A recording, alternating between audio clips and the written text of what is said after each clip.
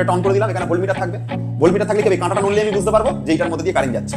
দেখো এখন চুম্বকটাও স্থির আছে, সার্কিটও স্থির আছে, কোনো কারেন্ট ফারেন্ট যাচ্ছে না, তাই জন্য এই কাঁটাটা এরকম ভাবে সোজা হয়ে দাঁড়িয়ে আছে।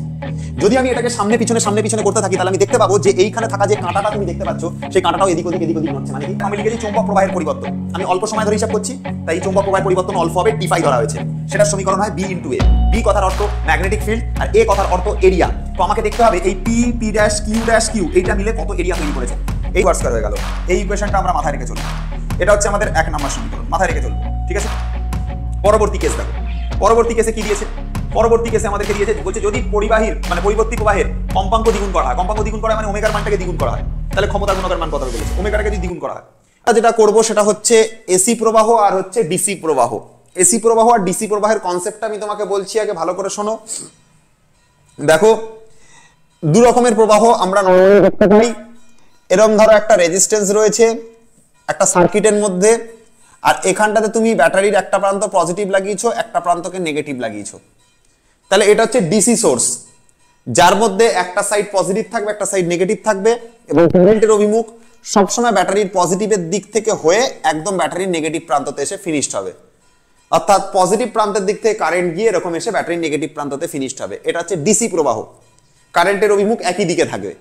এটাকে ডিসি প্রবাহ বা একমুখী প্রবাহ বলা হয়, বা সমপ্রবাহ বলা হয়, ঠিক আছে। তাহলে এটাকে কি বলা হয়, ডিসি বা হচ্ছে সমপ্রবাহ, বা এটাকে কি বলা হয়, একমুখী প্রবাহ, একমুখী প্রবাহ। আমরা আরেকটা জিনিস দেখতে পাবো, এসি প্রবাহ। এসি প্রবাহের মধ্যে দেখতে পাবো এখানে একটা রেজিস্ট্যান্স রয়েছে, আর এখানটাতে ব্যাটারির একটা এসি প্রবাহ ইউজ করা হচ্ছে, একটা পজিটিভ একটা নেগেটিভ, এরকম একটা প্রবাহ ইউজ করা হচ্ছে। এবার স্যার এখানে পজিটিভ নেগেটিভ কি থাকে? থাকলেও সেটার কোনো গুরুত্ব থাকে না, কারণ এসি প্রবাহের ক্ষেত্রে প্রবাহের অভিমুখ কন্টিনিউয়াসলি চেঞ্জ হয়। প্রবাহের অভিমুখ কন্টিনিউয়াসলি চেঞ্জ হয়, মানে একবার প্রবাহ এখান থেকে এদিকে, তখন এটা পজিটিভ এটা নেগেটিভ, সঙ্গে সঙ্গে প্রবাহের অভিমুখ নেগেটিভের দিক থেকে আবার পজিটিভ দিকে হয়, তখন এইটা নেগেটিভ হয়ে যায়, এইটা পজিটিভ হয়ে যায়। আবার কারেন্টের অভিমুখ এদিক থেকে এদিকে হয়, তখন এটা পজিটিভ এটা নেগেটিভ হয়। আবার সঙ্গে সঙ্গে কারেন্টের অভিমুখ এদিক থেকে এদিকে হয়, তখন এটা নেগেটিভ এটা পজিটিভ হয়ে যায়। তাহলে পোলারিটি বারবার চেঞ্জ হতে থাকে, পোলারিটি বারবার চেঞ্জ হতে থাকে।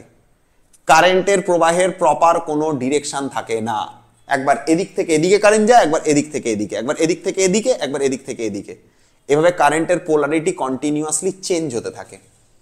তাহলে এসি প্রবাহতে কি দেখা যায়, যে তড়িৎ প্রবাহের অভিমুখ প্রতি মুহূর্তে বদলাতে থাকে, প্রতি মুহূর্তে বদলাতে থাকে।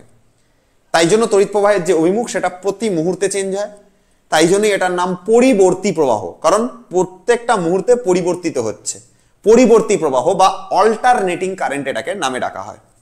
তো তুমি এই জায়গাটাতে দেখো একটুখানি ভালো করে, যে কি লেখা হয়েছে, একটি রোধকে একটি ব্যাটারির সঙ্গে যুক্ত করে বাহ্যিক রোধের প্রবাহ স্থির মানের হয়, এবং প্রবাহ বর্তনীতে যদি ধনাত্মক মেরু থেকে ঋণাত্মক মেরুর দিকে হয় তখন তাকে একমুখী প্রবাহ বলে, যেটা আমি এখানে করিয়েছিলাম।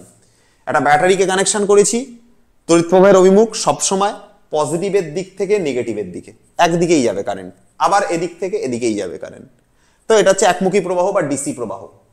আর বলছে একমুখের প্রবাহের অভিমুখ সবসময় সময়ের পরিবর্তনের সাথে সাথে সর্বদা একই দিকে থাকে, এটা হচ্ছে ব্যাপার।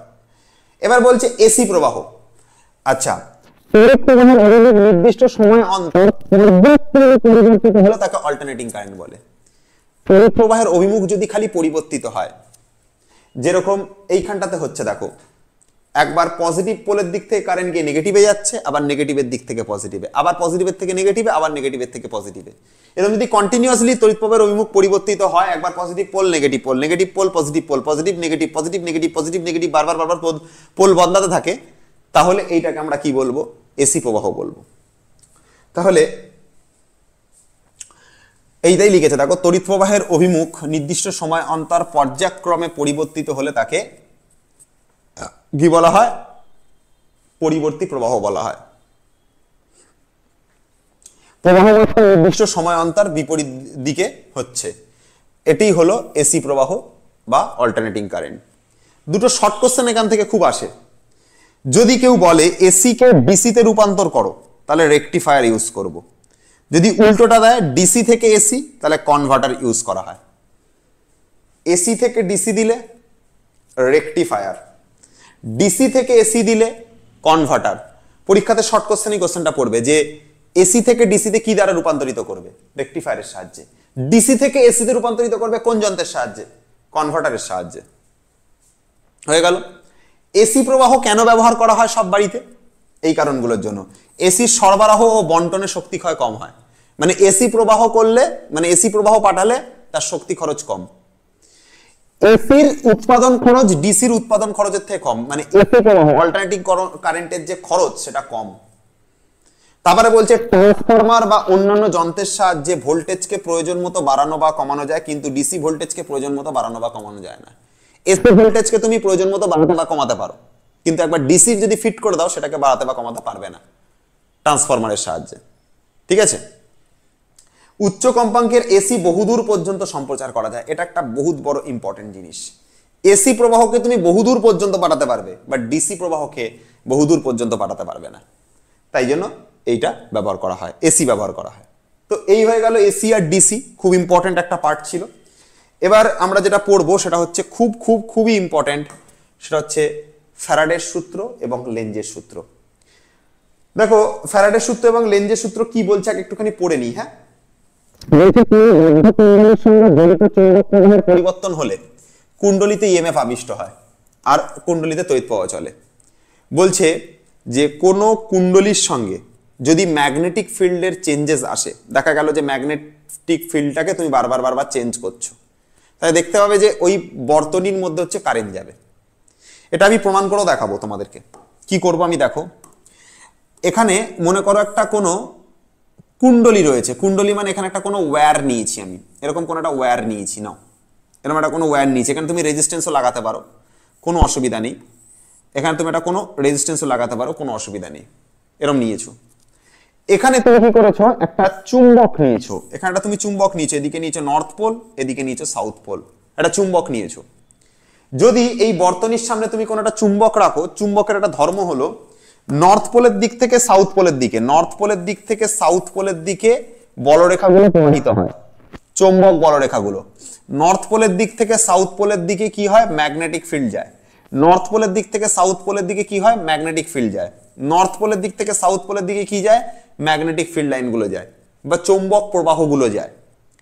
যতক্ষণ এই চুম্বকটা স্থির থাকবে আর এইখানে থাকা পরিবাহীটা স্থির থাকবে, এদের মধ্যে কোনো মানে মোশন থাকবে না বা দুজনের মধ্যে আপেক্ষিক বেগ শূন্য থাকবে, ততক্ষণ পর্যন্ত দেখা যাবে এর মধ্যে দিয়ে কোনো কারেন্ট যাবে না। এখন যদি তুমি একটা কাজ করো, এই সার্কিটটাকে নিয়ে সামনে পিছনে করতে থাকো, তুমি দেখতে পাবে যে এটার মধ্যে দিয়ে কারেন্ট যাচ্ছে। কারণ একজন স্থির, তার সাপেক্ষে অন্য একজন গতিশীল। অথবা যদি তুমি এরকম করো, এইখানে থাকা যে চুম্বকটা, সেই চুম্বকটার যদি তুমি এরকম সামনে পিছনে করতে থাকো, তুমি দেখতে পাবে যে এইখানে থাকা যে সার্কিট, তার এই পজিটিভ মেরুর দিক থেকে নেগেটিভ মেরুর দিকে কারেন্ট যাচ্ছে। কারণ তুমি একটা জিনিস লক্ষ্য করে দেখো, তুমি এখন এইখানে চুম্বকটাকে রেখেছো, এখন একটা দুটো তিনটে বলরেখা চুপচাপ এই সার্কিটটাকে ছেদ করছে। তুমি যখনই যখনই এই চুম্বকটাকে নিয়ে পিছন দিকে যাবে, তখন এই তিনটে বলরেখার জায়গায় দুটো বলরেখা ছেদ করবে। তারপর আরেকটু এদিকে চলে গেলে এই একটা বলরেখা এই সার্কিটটাকে ছেদ করবে, আরেকটু চলে গেলে সার্কিটটাকে কেউ ছেদ করবে না। তাহলে তিনটে বলরেখা, তারপর দুটো বলরেখা, তারপর একটা বলরেখা, মানে বলরেখার সংখ্যার পরিবর্তন হচ্ছে। তুমি যদি এই চুম্বকটাকে নিয়ে যদি সামনের দিকে শিফট করো, তুমি কি দেখতে পাবে যে এই যে তিনটে বলরেখা ছেদ করছে, আর একটু সামনে চলে গেলে দেখা যাবে এই বলরেখাটা দুটো বলরেখা ছেদ করছে। তার মানে বলরেখা সংখ্যার পরিবর্তন হলো, মানে চৌম্বক ক্ষেত্রের পরিবর্তন হলো। চৌম্বক ক্ষেত্রের পরিবর্তন এলেই এই সার্কিটের মধ্যে দিয়ে কি হবে, কারেন্ট প্রবাহিত হবে। ঠিক আছে, কারেন্ট প্রবাহিত হবে। ঠিক আছে, তোমাকে এটা আমি প্র্যাকটিক্যালি তোমাকে বোঝাচ্ছি এবং এটা দেখার পর তুমি বলবে ক্লাস কেমন লেগেছে। ঠিক আছে, এই দেখো হচ্ছে তোমার, এই হচ্ছে তোমার কি, এই হচ্ছে চুম্বক। দেখে নাও, এটা নর্থ পোল, এটা সাউথ পোল। ঠিক আছে, ভালো করে দেখবে। হ্যাঁ বাবু, ওকে। আমি কি করছি, ফিল্ড লাইন্স গুলো আঁকছি। এ দেখো চুম্বক বলরেখাগুলো এই যে চুম্বক বলরেখাগুলো যেগুলো নর্থ পোলের দিক থেকে সাউথ পোলের দিকে গেছে, নর্থ পোলের দিক থেকে সাউথ পোলের দিকে গেছে, নর্থ পোলের দিক থেকে সাউথ পোলের দিকে, নর্থ পোলের দিক থেকে সাউথ পোলের দিকে, নর্থ পোলের দিক থেকে সাউথ পোলের দিকে, নর্থ পোলের দিক থেকে সাউথ পোলের দিকে, নর্থ পোলের দিক থেকে সাউথ পোলের দিকে, নর্থ পোলের দিক থেকে সাউথ পোলের দিকে চুম্বক বলরেখাগুলো গেছে। হ্যাঁ স্যার। আচ্ছা, আমি এখানে একটা ভোল্ট মিটার কানেকশন করলাম, ব্যাটারি এখানে কারেন্ট এইখানে দেখো ভোল্ট মিটারটা যেই আমি কানেকশন করব এই জায়গাটাতে কি হবে, দেখো এই যে ভোল্ট মিটারটা অন করে দিলাম, এখানে ভোল্ট মিটার থাকবে। ভোল্ট মিটার থাকলে কি হবে, কাঁটাটা নড়লে আমি বুঝতে পারবো যে এইটার মধ্যে দিয়ে কারেন্ট যাচ্ছে। দেখো এখন চুম্বকটাও স্থির আছে, সার্কিটও স্থির আছে, কোনো কারেন্ট ফারেন্ট যাচ্ছে না, তাই জন্য এই কাঁটাটা এরকম ভাবে সোজা হয়ে দাঁড়িয়ে আছে। যদি আমি এটাকে সামনে পিছনে করতে থাকি তাহলে আমি দেখতে পাবো যে এইখানে থাকা যে কাঁটাটা তুমি দেখতে পাচ্ছ সেই কাঁটাটাও এদিক ওদিক নড়ছে, মানে কি, মানে তার মধ্যে কারেন্ট যাচ্ছে। তাহলে আমি ভোল্ট মিটার অন করে রেখেছি। ফিল্ড লাইন্স মানে হচ্ছে যে বলরেখাগুলো সেগুলোকে অন করেছি। আমি যেটা অফ করে দিই দেখো এটা চলে যাবে বলরেখাগুলো, তুমি ফিল পাবে না। তো আমি একটা কাজ করছি, আমি বলরেখাগুলোকে অন রাখছি, যেই অন রাখবো এটা চলে আসবে বলরেখাগুলো। এখন তুমি কি করবে, এখন এই যে বলরেখা তুমি দেখতে পাচ্ছ, দেখো কটা বলরেখা ছেদ করছে, দেখো 4টে বলরেখা টোটাল ছেদ করছে, 1 2 3 4টে বলরেখা ছেদ করছে, কিন্তু বলরেখা সংখ্যার কোনো পরিবর্তন হচ্ছে না, কারণ সার্কিট চুপচাপ এখানে রয়েছে, চুম্বক চুপচাপ এখানে রয়েছে, কোনো পরিবর্তন হচ্ছে না। এবার আমি যদি একটা কাজ করি, 4টে বলরেখা দুটো 4টে বলরেখা ছেদ করছে, আমি যদি এইটাকে নিয়ে সামনের দিকে আসি তখন আমি দেখতে পাবো এইখানে থাকা এই বলরেখাটা এবং এই বলরেখাটা, এইটা এবং এইটা, ওই দুটো বলরেখাও ছেদ করবে, তাহলে বলরেখা সংখ্যার পরিবর্তন ঘটবে। এখন 2 আর 2 4টে বলরেখা ছেদ করছে, এটাকে নিয়ে যেই তুমি সামনে আসবে দেখবে 5টা আর 6টা বলরেখা ছেদ করছে। সামনের দিকে আসা মানেই বলরেখা সংখ্যার পরিবর্তন হয়ে গেল। দেখো এতক্ষণ 4টে ছেদ করছিল, তখন 5টা আর একটা 6টা ছেদ করবে। আর তুমি যদি পিছন দিকে চলে যাও তখনও দেখবে বলরেখা সংখ্যার পরিবর্তন হবে। এখন 2 আর 2 4টে ছেদ করছে, তুমি পিছন দিকে যেই যাবে দেখবে একটা আর একটা 2 ছেদ করবে। তাই জন্য বলরেখার সংখ্যার যদি তুমি পরিবর্তন ঘটাতে পারো, তুমি দেখতে পাবে এইখানে যে বাল্বটা সেই বাল্বটা জ্বলছে এবং এই সার্কিটের মধ্যে দিয়ে কারেন্ট যাবে, এবং সেটা কারেন্ট যে যাবে এটা কনফার্ম। তার জন্য দেখবে যে এই কাঁটাটা নড়বে, কাঁটাটা নড়ছে মানে কারেন্ট যাচ্ছে, এবং কারেন্ট যাচ্ছে আর একটা কি করে বুঝবো, এই যে বাল্বটা সেই বাল্বটা তখন জ্বলবে, সেই বাল্বটা তখন জ্বলবে, তুমি দেখতে পাবে বাল্ব জ্বলছে মানে তার মানে কারেন্ট যাচ্ছে। চলো টেস্ট করে দেখি। দেখে নাও আগে 2 4টে বলরেখা ছেদ করছে। এখন যদি আমি চুম্বকটাকে নিয়ে সামনে নিয়ে আসি, দেখো বাল্ব জ্বলছে, দেখো লক্ষ্য করো, এ দেখো কাঁটা নড়ছে, এ দেখো কাঁটা নড়ছে, এ দেখো কাঁটা নড়ছে, আর এ দেখো বাল্ব জ্বলছে, এ দেখো বাবু বাল্ব জ্বলছে। বলরেখা সংখ্যার পরিবর্তন হচ্ছে। বলরেখা সংখ্যার পরিবর্তন হলে কি হয়, এই বর্তনীর মধ্যে দিয়ে তড়িৎ প্রবাহ হয়। বলরেখা সংখ্যার পরিবর্তন হলে বর্তনীর মধ্যে দিয়ে তড়িৎ প্রবাহ হয়, and that is magnetic field, and that is তোমার হচ্ছে ফ্যারাডের সূত্র। কোন বর্তনীর সঙ্গে জড়িত চৌম্বক প্রবাহ, বর্তনীর সঙ্গে জড়িত চৌম্বক প্রবাহের পরিবর্তন হলে, বর্তনীর সঙ্গে জড়িত চৌম্বক প্রবাহ, এই লাইনগুলো চৌম্বক প্রবাহ, এই লাইনগুলো চৌম্বক প্রবাহ, এই লাইনগুলো চৌম্বক প্রবাহ, বর্তনীর সঙ্গে জড়িত চৌম্বক প্রবাহের পরিবর্তন হচ্ছে। দেখো বর্তনীর সঙ্গে জড়িত চৌম্বক প্রবাহের পরিবর্তন হচ্ছে, হলে কি হয়, বর্তনীর সঙ্গে জড়িত চৌম্বক প্রবাহ, এটা জড়িত চৌম্বক প্রবাহ, এটা জড়িত চৌম্বক প্রবাহ, বর্তনীর সঙ্গে জড়িত চৌম্বক প্রবাহের পরিবর্তন হলে, বর্তনীর সঙ্গে জড়িত চৌম্বক প্রবাহের পরিবর্তন হলে এর মধ্যে দিয়ে, এই যে এর মধ্যে দিয়ে কি হয়, এর মধ্যে দিয়ে হচ্ছে তোমার সার্কিটের মধ্যে দিয়ে তখন কারেন্ট যায়। দেখে নাও এই যে চৌম্বক প্রবাহগুলো রয়েছে, এই যে চৌম্বক প্রবাহ রেখা, এই চৌম্বক প্রবাহের যখনই আমি পরিবর্তন করব, দেখতে পাবো এই সার্কিটের মধ্যে দিয়ে কি যাচ্ছে, এই সার্কিটের মধ্যে দেখতে পাবো হচ্ছে কারেন্ট যাচ্ছে। এটাই ফ্যারাডের সূত্র, তাই পড়ানো হয়েছিল ফ্যারাডের সূত্রতে। লক্ষ্য করো, বর্তনীর সঙ্গে এই যে বদ্ধকুণ্ডলীর সঙ্গে জড়িত চৌম্বক প্রবাহের পরিবর্তন হলে ইএমএফ আবিষ্ট হবে, মানে ভোল্টেজ জেনারেট হবে। তো দেখতে পেয়েছি ভোল্টেজের কাঁটা নড়ছে, এই দেখো ভোল্টেজের কাঁটা নড়ছে, এই যে ভোল্টেজের কাঁটা নড়বে, এই যে চৌম্বক প্রবাহের পরিবর্তন করব, দেখো ভোল্টেজের কাঁটা নড়বে, মানে ইএমএফ আবিষ্ট হচ্ছে, ভোল্টেজ জেনারেট হচ্ছে।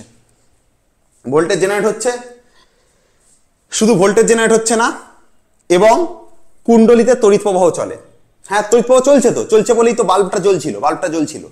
এই দেখে নাও, এই যে চৌম্বক প্রবাহের পরিবর্তন করছি, দেখো ইএমএফ আবিষ্ট হচ্ছে চৌম্বক প্রবাহের, এই যে চৌম্বক প্রবাহগুলোর পরিবর্তন করছি, এই রেখাগুলো চৌম্বক প্রবাহ, এই চৌম্বক প্রবাহের পরিবর্তন করছি, দেখো ইএমএফ আবিষ্ট হচ্ছে, এবং দেখো তড়িৎ প্রবাহ হচ্ছে, দেখো বাল্ব জ্বলছে, তড়িৎ প্রবাহ হচ্ছে। ঠিক আছে, আর কিছু লাগবে না ভাই, এর থেকে কেউ ভালোভাবে বোঝাতে পারবে না ভাই, এর থেকে কেউ ভালোভাবে বোঝাতে পারবে না। বলো কাউকে এনো সামনে, ঠিক আছে। কুণ্ডলিতে তড়িৎ প্রবাহ হয়। এবার বলছে তড়িৎচুম্বকীয় আবেশের ক্ষেত্রে, তড়িৎচুম্বকীয় আবেশের ক্ষেত্রে মানে এই ক্ষেত্রে তড়িৎচুম্বকীয় আবেশের ক্ষেত্রে আবিষ্ট ইএমএফ এর মান কুণ্ডলীর সঙ্গে জড়িত চুম্বক প্রবাহের পরিবর্তনের হারের সাথে সমানুপাতিক। মানে যত বেশি আমি চুম্বক প্রবাহের পরিবর্তন করব, যত বেশি চুম্বক প্রবাহের পরিবর্তন হবে তার সাথে আবিষ্ট ইএমএফ সমানুপাতিক। আবিষ্ট ইএমএফ মানে যে ভোল্টেজ চার্জ জেনারেট হবে সেটা চুম্বক প্রবাহের পরিবর্তনের হারের সাথে সমানুপাতিক। আবিষ্ট যে ইএমএফ, ইএমএফ কে ই দিয়ে লেখা হয়, ইএমএফ মানে ই বা ভোল্টেজ, ই মানে হচ্ছে ভোল্টেজ। এটা চৌম্বক প্রবাহের, চৌম্বক প্রবাহকে ডিফাই দিয়ে লেখা হয়, ডিফাই। আর পরিবর্তনের হার বলেছে, কোন জিনিসের হার বললে আমি শিখিয়েছিলাম পার্ট 1-এ, যেটাকে ডিটি দিয়ে ভাগ করতে হয়, ডিফাই বাই ডিটি, তো সমানুপাতিক হয়ে যাবে ই সমানুপাতিক ডিফাই বাই ডিটি। মানে আবিষ্ট তড়িৎচালক বল চৌম্বক প্রবাহের পরিবর্তনের হারের সাথে, চৌম্বক প্রবাহের পরিবর্তনের হারের সাথে সমানুপাতিক। হার বললেই সেটাকে ভাগ করতে হবে। চৌম্বক প্রবাহের পরিবর্তনের হার, চৌম্বক প্রবাহের পরিবর্তনের হার কাকে বলে জানো? এই যে এটা আমি যত আস্তে আস্তে করব, যত কম হারে পরিবর্তন করব তত কম, দেখো কাঁটা নড়ছে, দেখো তত কম কাঁটা নড়ছে, তত কম কারেন্ট জেনারেট হচ্ছে। যত বেশি চৌম্বক প্রবাহের হার হবে, যত বেশি চৌম্বক প্রবাহের হার হবে, যত বেশি চৌম্বক প্রবাহের হার হবে, যত বেশি চৌম্বক প্রবাহের হার হবে তত বেশি ইএমএফ জেনারেট হবে, তত বেশি ইএমএফ জেনারেট হবে। যত বেশি চৌম্বক প্রবাহের হার হবে, যত বেশি চৌম্বক প্রবাহের হার হবে তত বেশি ইএমএফ জেনারেট হবে। যত বেশি চৌম্বক প্রবাহের হার হচ্ছে তত বেশি ইএমএফ জেনারেট হচ্ছে, এটাই বোঝানো হয়েছে। তাই জন্য বলছে চৌম্বক প্রবাহের পরিবর্তনের হার, চৌম্বক প্রবাহের পরিবর্তনের হার ইএমএফ এর সাথে আবিষ্ট তড়িৎচালক বলের সাথে সমানুপাতিক। এটুকুই, আর কিছু লাগবে না ভাই, আর আমি কিছু পড়াবো না। এটুকু যদি কেউ বুঝতে পারে তার জীবন শুধরে যাবে ভাই। এর থেকে বেস্ট কেউ পড়াক ভাই, আমি বলে দিলাম, এর থেকে বেস্ট কেউ পড়াক। লাস্ট এখানে দেখো লেঞ্জের সূত্র রয়েছে, এটার মধ্যে বলছে আবিষ্ট তড়িৎ প্রবাহ এমন একটি অভিমুখে হবে যাতে যে কারণে প্রবাহের সৃষ্টি হয় সেই কারণকেই প্রবাহ বাধা দেয়। আবিষ্ট তড়িৎ প্রবাহ এমন অভিমুখে হবে, কারেন্টের প্রবাহ এমন অভিমুখে হবে যে কারণে প্রবাহের সৃষ্টি, যে কারণে কারেন্টের সৃষ্টি হয় সেই কারণকেই সে বাধা দেবে। মানে ব্যাপারটা বোঝো, এখানে ধরো এখানটাতে একটা সার্কিট রয়েছে এরকম, আর এখানটাতে তোমার হচ্ছে পজিটিভ, এখানটাতে নেগেটিভ প্রান্ত রয়েছে, এখানটাতে হচ্ছে নর্থ পোল রয়েছে, এখানটাতে সাউথ পোল রয়েছে, এখান থেকে ম্যাগনেটিক ফিল্ড এরকম ভাবে গেছে, এরকম ভাবে ম্যাগনেটিক ফিল্ড এখান থেকে এখানে গেছে, এখান থেকে ম্যাগনেটিক ফিল্ড এখানে গেছে, এই দিক বরাবর, এই দিক বরাবর। এবার এই সার্কিটের মধ্যে তুমি যখনই সামনের দিকে এই চুম্বকটাকে আনবে, তুমি দেখতে পাবে এই পজিটিভ পোলের দিক থেকে নেগেটিভ পোলের দিকে কি যাবে, নেগেটিভ পোলের দিকে কি যাবে, আই, অর্থাৎ কারেন্ট যাবে। তুমি জানো যে কারোর মধ্যে দিয়ে যদি কারেন্ট যায় তাহলে তার চারপাশে ম্যাগনেটিক ফিল্ড জেনারেট হয়। তার মানে এর চারপাশে কি তৈরি হয়েছে, এর চারপাশে ম্যাগনেটিক ফিল্ড তৈরি হয়েছে। ম্যাগনেটিক ফিল্ড কিরকম ভাবে থাকবে, ম্যাগনেটিক ফিল্ড কিরকম ভাবে থাকবে, ভালো করে আমার কথাটা শোনো। এর চারপাশে কি তৈরি হয়েছে, ম্যাগনেটিক ফিল্ড তৈরি হয়েছে। ম্যাগনেটিক ফিল্ড কিভাবে থাকবে, এর একটা সাইডে ম্যাগনেটিক ফিল্ড তৈরি হয়েছে মানে সেখানে চুম্বক তৈরি হবে, এবং চুম্বক তৈরি হলে তার দুটো পোল হয়, একটা নর্থ পোল একটা সাউথ পোল। তো এখানে তৈরি হবে নর্থ পোল, এখানে তৈরি হবে সাউথ পোল। স্যার কেন এখানেই নর্থ হলো, এখানে তো সাউথ হতে পারতো না। দেখো এখানে কি লিখছে, বলছে তড়িৎ প্রবাহ এমন একটি অভিমুখে হবে যাতে যে কারণে প্রবাহের সৃষ্টি, প্রবাহের সৃষ্টি কেন হচ্ছে, এই চুম্বকটাকে ভেতরে আনছো তাই প্রবাহের সৃষ্টি হচ্ছে, সেই কারণকেই সে বাধা দেবে। মানে এইটাকে ভেতরে আসতে দেবে না। তুমি এখানে নর্থ পোল নিয়ে আসছো, তাই এই সার্কিটটা এইখানে নর্থ পোল তৈরি করবে। সার্কিটের নর্থ পোল এখানে থাকা নর্থ পোলকে ওই দিকে বিকর্ষণ করবে, ঠেলে দেবে, এদিকে বিকর্ষণ করবে, নর্থ পোলকে বিকর্ষণ করে ঠেলে ওই দিকে পাঠানোর চেষ্টা করবে। তোমাকে জোর করে চুম্বকটাকে আনতে হবে। তো তুমি বললে যে যখন ভেতরে আনা যাচ্ছে না, তাহলে একটা কাজ করি, চুম্বকটাকে নিয়ে আমি বাইরের দিকে যাব। তুমি যখনই চুম্বককে নিয়ে বাইরের দিকে যাবে, কারেন্টের ডিরেকশন এই দিকে যাচ্ছিল, হুট করে ঘুরে এই দিকে হয়ে যাবে, এইটা সাউথ পোল হয়ে যাবে, এইটা আবার নর্থ পোল হয়ে যাবে। সঙ্গে সঙ্গে এটা কি হয়ে যাবে, এটা সাউথ পোল হয়ে যাবে, নর্থ পোল হয়ে যাবে। তো কি হবে, এই সাউথ পোলটা কি করবে, ওই দিকে চুম্বকটাকে যেতে দেবে না, টেনে ধরে থাকবে, না এটাকে এর কাছে আসতে দেবে, না এটাকে এর থেকে দূরে নিয়ে যেতে দেবে। পাস আনা ভি নেই হ্যায়, দূর জানা ভি নেই দেঙ্গে। কাছে আসতেও দেয় না, দূরে যেতেও দেয় না। এটা কি ধরনের ভালোবাসা, যে ভালোবাসায় তুমি আমাকে কাছে আসতেও দাও না, তুমি আমাকে দূরে যেতেও দাও না। এই ভালোবাসাকে কি বলে? এই ভালোবাসাকেই বলা হয় লেঞ্জের সূত্র। আজ থেকে কোনো মেয়েকে যদি ভালোবাসো, তাকে বলবে আমি তোমাকে লেঞ্জের সূত্রের মতো ভালোবাসি, মানে কাছে আসতেও দিই না, দূরে যেতেও দিই না। পাস আনা ভি হ্যায়, দূর জানা ভি হ্যায়। কিচ্ছু চাই না আমি, আজীবন লেঞ্জের সূত্র ছাড়া। চলো, লেঞ্জের সূত্র বুঝে গেছো আশা করছি। লাস্ট দুটো টপিক বাকি, আর হচ্ছে 3 পিন প্লাগ। 3 পিন প্লাগ আর সকেট। দেখো 3 পিন প্লাগের ক্ষেত্রে দেখো, তোমার বাড়ির সবাই দেখেছো সুইচ, এখানে একটা মোটা মতো পিন থাকে, এখানে একটা পিন থাকে, এখানে একটা পিন থাকে। কোনটা কি পিন বলে দিচ্ছি, মোটা মতন পিনটাকে আর্থের পিন বলা হয়, আর্থ পিন, আর্থ পিন বলা হয়।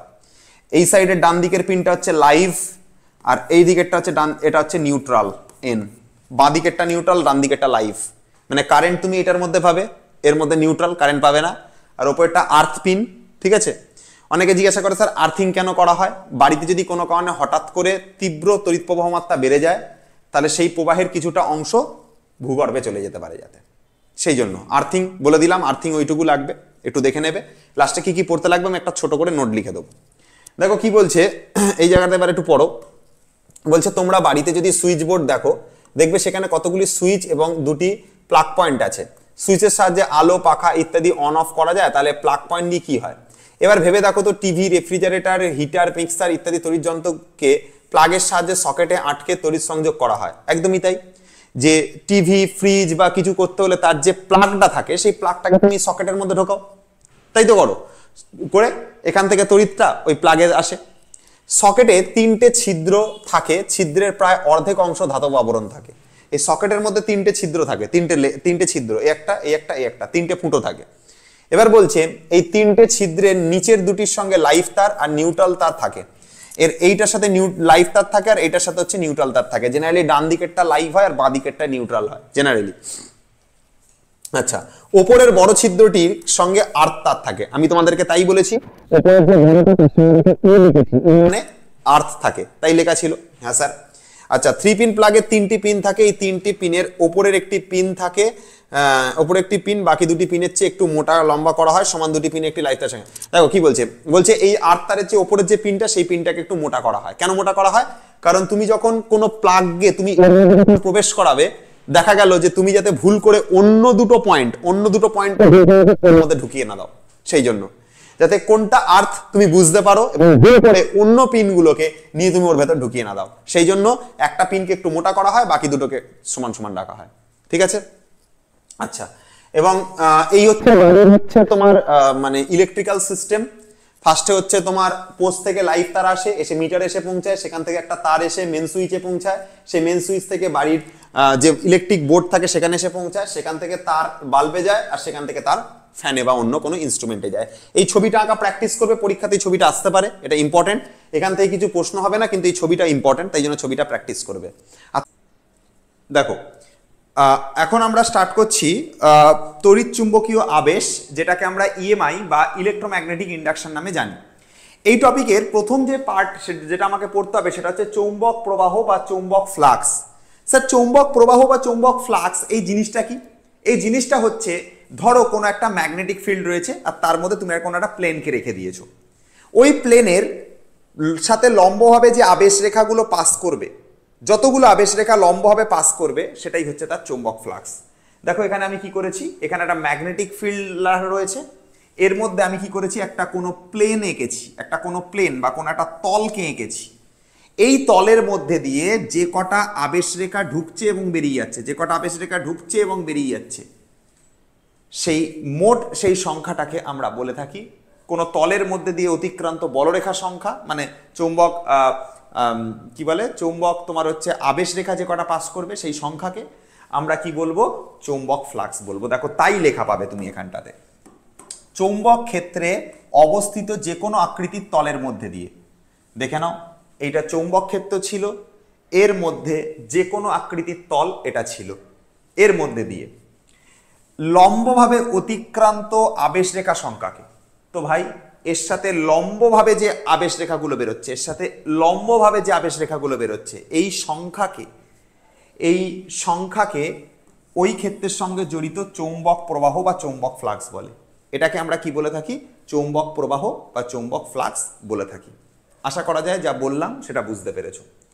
আচ্ছা, এই চৌম্বক ফ্লাক্স মনে রাখবার জন্য তোমাদেরকে একটা সূত্র মনে রাখতে হবে, phi is equal to B A cos theta. এই ফর্মুলাটা জাস্ট খালি মনে রেখো, চৌম্বক ফ্লাক্সের formula phi equals to B A cos theta. B মানে ম্যাগনেটিক ফিল্ড, এ মানে এরিয়া, আর কস থিটা হচ্ছে যে কোণে এটা পাস করছে সেইটা।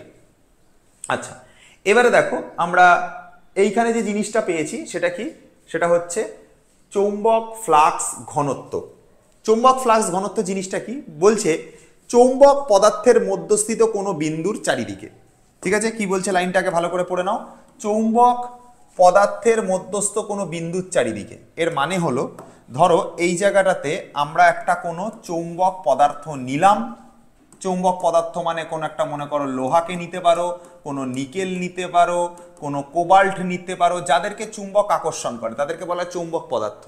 এই চৌম্বক পদার্থের কোন একটা বিন্দু নিলাম, চৌম্বক পদার্থের উপর কোন একটা বিন্দু নিলাম, এই বিন্দুর চারিদিকে আমি কি করলাম, একটা একক ক্ষেত্রফল কেটে নিলাম, একটা ক্ষেত্রফল কাটলাম, যে ক্ষেত্রফলটা কিরকম ক্ষেত্রফল, একক ক্ষেত্রফল। একক ক্ষেত্রফলকে আমি কেটে নিলাম, একক ক্ষেত্রফলকে আমি কি করলাম, কেটে নিলাম।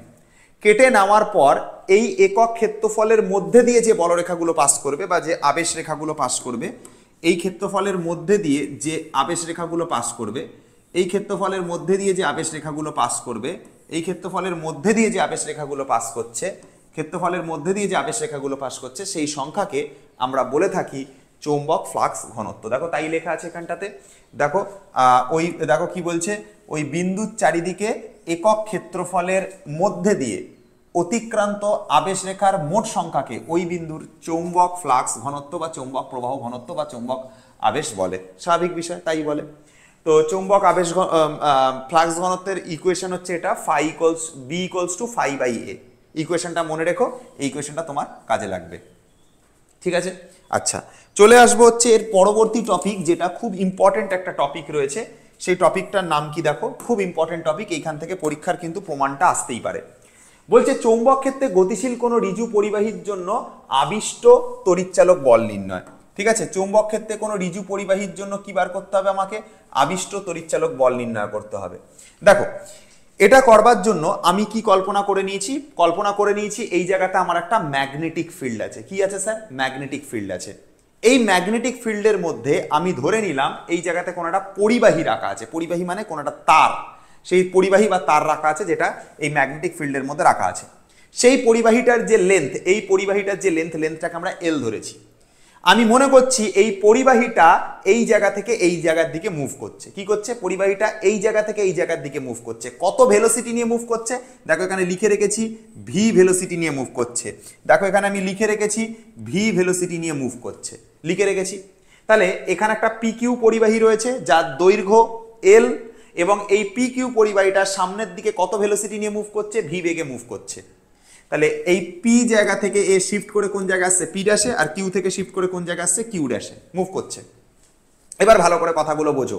তাহলে আমি যদি বলি পি থেকে পি ড্যাশে গেলে যত মাপ বোঝায়, সেই একই রকম ভাবে কিউ থেকে কিউ ড্যাশে গেলে একই মাপ বোঝায়। তার মানে সোজা কথা, পি থেকে পি ড্যাশটা কি, সরণ। তাহলে সরণ কোনটা, পি থেকে পি ড্যাশ। আবার একই রকম ভাবে কিউ থেকে কিউ ড্যাশটা কি, এটাও সরণকে বোঝাচ্ছে, কিউ থেকে কিউ ড্যাশটা সরণকে বোঝাচ্ছে। সরণ মানে হচ্ছে বেগ ইন্টু সময়। তো এর বেগ কত, এর বেগ হচ্ছে ভি। লিখলাম কত সময় যাচ্ছে পি থেকে পি ড্যাশে, ডিটি সময় যাচ্ছে, তাই লিখলাম ভি ইন্টু ডিটি। কত সময় যাচ্ছে, ডিটি সময় যাচ্ছে পি থেকে পি ড্যাশে, তাই জন্য লিখলাম ডিটি। তাহলে সরণ হচ্ছে বেগ ইন্টু সময়, বেগের জায়গায় ভি লেখা হয়েছে আর টাইমের জায়গায় ডিটি লেখা হয়েছে। খেল খাতাম। এবার দেখো আমি লিখেছি চৌম্বক প্রবাহের পরিবর্তন, আমি অল্প সময় ধরে হিসাব করছি, তাই চৌম্বক প্রবাহের পরিবর্তন অল্প হবে, ডি5 ধরা হয়েছে। সেটার সমীকরণ হয় বি ইন্টু এ। বি কথার অর্থ ম্যাগনেটিক ফিল্ড আর এ কথার অর্থ এরিয়া। তো আমাকে দেখতে হবে এই পি পি ড্যাশ কিউ এইটা মিলে কত এরিয়া তৈরি করেছে, এই এরিয়াটাকে আমাকে ক্যালকুলেট করতে হবে। তুমি যদি একটু ভালো করে দেখো তুমি দেখতে হবে P P dash Q dash এই যে জিনিসটা, এটা একটা আয়তক্ষেত্র, এটা একটা আয়তক্ষেত্র। আয়তক্ষেত্রের ফর্মুলা হয় দৈর্ঘ্য ইন্টু প্রস্থ, দৈর্ঘ্য মানে এল। তাহলে দেখো আমি এটাকে লিখছি এরকম ভাবে, ডি5 সমান সমান বি লিখছি, ক্ষেত্রফলের জায়গায় মান বসাতে হবে। ক্ষেত্রফল হচ্ছে আয়তক্ষেত্রের ক্ষেত্রফল, দৈর্ঘ্য ইন্টু প্রস্থ হয়। এই জায়গার দৈর্ঘ্য হচ্ছে এল লিখলাম, প্রস্থ কত পি থেকে পি ড্যাশ, পি থেকে পি ড্যাশ, পি থেকে পি ড্যাশও লিখতে পারো, কিউ থেকে কিউ ড্যাশও লিখতে পারো, একই ব্যাপার। এবারে লিখছি আমি এখানটাতে দেখো ডি5 লিখছি, বি লিখছি, এল লিখছি, পিপি ড্যাশের মান, এই পিপি ড্যাশের মান হচ্ছে ভিডিটি, এইখানে বসাবো ভিডিটি। এই ডিটিটা ডি5 এর নিচে চলে আসবে, তাহলে এটা হয়ে যাবে ডি5 বাই ডিটি, এটা সমান সমান হয়ে যাবে বিএলভি, এটা হয়ে যাবে। এখন ডি5 বাই ডিটি কথাটার মানে হচ্ছে ই, বা তোমাকে যেটা বলা যায় এটা কি বলে, তড়িৎচালক বল বলে, ই দিয়ে রিপ্রেজেন্ট করা হয় ডি5 বাই ডিটি কে। তাহলে আমরা এটাকে কি লিখতে পারি, ই ইজ ইকাল টু লিখতে পারি বিএলভি, এটা আমরা লিখতে পারি। মাথায় রেখে চলো ডি ইজ ইকাল টু কি হয়, ডি5 বাই ডিটি হয়, যেটা কিনা আমরা পড়ে অলরেডি বসে আছি। কোথায় পড়েছি স্যার? ফ্যারাডের সূত্রের মধ্যে পড়েছি না, ই ইকুয়াল টু ডি5 বাই ডিটি। তড়িৎচালক বল মানে হচ্ছে চৌম্বক মানে ফ্লাক্সের পরিবর্তন বাই টাইম, তাহলে ই ইজ ইকাল টু ডি5 বাই ডিটি, সেই জন্য লিখলাম। তাহলে আমরা একটা জিনিস বুঝলাম যে কোনো একটা পরিবাহী যদি থাকে, সেই পরিবাহীটা যদি কোনো একটা ম্যাগনেটিক ফিল্ডের মধ্যে দিয়ে পাস করে কোন একটা ভেলোসিটি নিয়ে, তাহলে তার এই প্রান্ততে এবং এই প্রান্ততে কি হয়, ইএমএফ বা ভোল্টেজ জেনারেট হয়, ইএমএফ বা ভোল্টেজ জেনারেট হয়, যার মান বিএলভি হয়। এটা দেখো এরকম লম্ব হবে, এই ম্যাগনেটিক ফিল্ডের মধ্যে দিয়ে যাচ্ছে, তাই বিএলভি জেনারেট হচ্ছে। যদি ধরো এটা লম্ব হবে না গিয়ে এরকম একটা কোণে যেত, থিটা কোণে যেত, তাহলে কিন্তু বিএলভি সাইন থিটা তৈরি হতো। দেখো আমি এখানটাতে লিখে রেখেছি যে পরিবাহীর গতির অভিমুখ যদি চৌম্বক ক্ষেত্রের অভিমুখের সাথে থিটা কোণে থাকতো, থিটা কোণে, তখন ইর যে মান হতো, ইর মানটা হতো বিএলভি সাইন থিটা। তখন মান কি হতো, ইর মান হতো বিএলভি সাইন থিটা। ঠিক আছে, তো এই এতদূর অবধি তোমাকে ভালো করে পড়তে হবে এবং বুঝতে হবে। এইবার এই জায়গাটাতে ভালো করে শোনো এবং খুব ইম্পর্টেন্ট কথা বলতে চলেছি। তুমি এইটাকে দেখো হচ্ছে এরোপ্লেন, এটা অসাধারণ এরোপ্লেন, আমার বানানো এরোপ্লেন। আর এইটা হচ্ছে পৃথিবী। পৃথিবীর তুমি জানো পৃথিবী একটা ম্যাগনেট, তাই এর একটা ম্যাগনেটিক ফিল্ড আছে। এই dotted dotted dotted dotted dotted dotted দিয়ে যে এঁকেছি, এটা পৃথিবীর ম্যাগনেটিক ফিল্ডকে শো করছে। এবার দেখো এই যে এই যে তোমার যে এই যে কি বলে এরোপ্লেন রয়েছে, তার এইটা কি ডানা, তো এইটা কি ডানা। আমার এই হাত দুটোকে এরোপ্লেনের ডানা বলে মনে করো, ঠিক আছে। তো এই ডানাটা একটা পরিবাহীর মতন কাজ করবে কিনা চিন্তা করো, এই ডানাটা একটা পরিবাহীর মতন কাজ করবে। তো আমি যদি এখানে যদি ম্যাগনেটিক ফিল্ড থাকে, এই জায়গাতে যদি ম্যাগনেটিক ফিল্ড থাকে, আর আমি যদি এই ডানা দুটোকে নিয়ে যদি এই ম্যাগনেটিক ফিল্ডের মধ্যে দিয়ে যাই, ম্যাগনেটিক ফিল্ডের মধ্যে দিয়ে যাই, মানে ডানাটাকে এই ম্যাগনেটিক ফিল্ডের মধ্যে দিয়ে যদি আমি ডানা নিয়ে যাই, তাহলে স্বাভাবিক বিষয় আমার ডানা দুটো এইখানে থাকা ম্যাগনেটিক ফিল্ডকে ছেদ করতে করতে চলে যাবে। স্বাভাবিক বিষয়, এই আমার ডানা দুটো এখানে থাকা যে ম্যাগনেটিক ফিল্ড তাকে ছেদ করতে করতে চলে যাবে। তুমি ভাবো এই যে ডানাটা, এটা একটা পরিবাহীর মতন আচরণ করছে না, এটা একটা পরিবাহীর মতন আচরণ করছে, ঠিক আছে, এটা লং পরিবাহীর মতন আচরণ করছে, ঠিক অনেকটা এই পিকিউর মতন আচরণ করছে, পিকিউ পরিবাহীর মতো। তো এই পিকিউ পরিবাহীটাই কি করছে, এইটাকে ছেদ করতে করতে যাচ্ছে, ম্যাগনেটিক ফিল্ডকে ছেদ করতে করতে যাচ্ছে। স্বাভাবিক বিষয়, এর বোথ সাইডে ইএমএফ জেনারেট হবে। দেখো সেটাই দেখানো হয়েছে এখানটাতে, পড়বে লাইনটা ভালো করে, কি পড়ছে দেখো। বলছে একটি এরোপ্লেন যখন একটি ভূপৃষ্ঠের ওপর দিয়ে কোনো অনুভূমিক তলে গতিশীল থাকে, তখন তার ডানা দুটি মিলে একটা দীর্ঘ পরিবাহী তৈরি হয়। স্বাভাবিক বিষয়, ডানা দুটো মিলে একটা পরিবাহী তৈরি হবে এবং ক্রমাগত ভূচুম্বক প্রাবল্যের প্রবাহের বলরেখাগুলিকে ছেদ করতে থাকে। এর ফলে ওই পরিবাহীতে অর্থাৎ ডানার দুই প্রান্তে বিভব পার্থক্য দেখা যায় এবং এই বিভব পার্থক্য নির্ভর করে কয়েকটা ফ্যাক্টরের ওপর। আমরা ফর্মুলাটা পড়ে নিয়েছি অলরেডি, কি ফর্মুলা হয়, যদি এরকম কোনো পরিবাহী তৈরি হয়, কোনো একটা পরিবাহী তৈরি হয়, আর সেটা যদি কোনো একটা ম্যাগনেটিক ফিল্ডকে ছেদ করতে করতে যায়, তখন তার ফর্মুলা হয় E is equal to BLV sine theta. তার মানে সোজা কথা হচ্ছে যে এরোপ্লেনের ডানা যত বড়, যার দৈর্ঘ্য যত বড় হবে, তার ইএমএফ তত বেশি হবে। যে জায়গা দিয়ে পাস করছে সেই জায়গার ম্যাগনেটিক ফিল্ড যদি বেশি হয়, সেই জায়গার ম্যাগনেটিক ফিল্ড বেশি হলে তার ই বেশি হবে। যত ফাস্ট যাবে, যত ভেলোসিটি বেশি হবে তার ই বেশি হবে। ধরো কোন একটা এরোপ্লেন যাচ্ছে স্লো, তাহলে সে কম ইএমএফ জেনারেট করবে।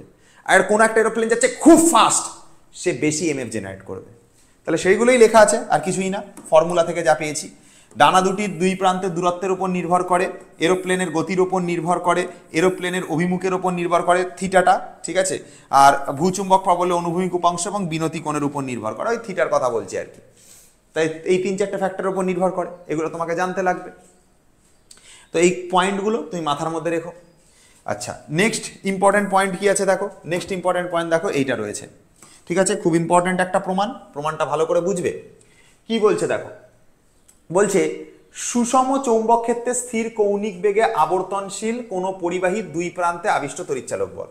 বলছে যদি এই জায়গাতে একটা কোনো ম্যাগনেটিক ফিল্ড থাকে, এতক্ষণ ধরে একটা পরিবাহী এই ম্যাগনেটিক ফিল্ডের মধ্যে দিয়ে যাচ্ছিল, এবারে ম্যাগনেটিক ফিল্ডের মধ্যে দিয়ে যাবে না, এ কি করবে, এই ম্যাগনেটিক ফিল্ডের মধ্যে এই পরিবাহীটা এরকমভাবে ঘুরবে, এই ম্যাগনেটিক ফিল্ডের মধ্যে এই পরিবাহীটা এরকম ঘুরবে, ঠিক আছে, ম্যাগনেটিক ফিল্ডের মধ্যে পরিবাহীটা কি করবে, এরকম ঘুরবে, রোটেট করবে, এরকমভাবে ঘুরবে।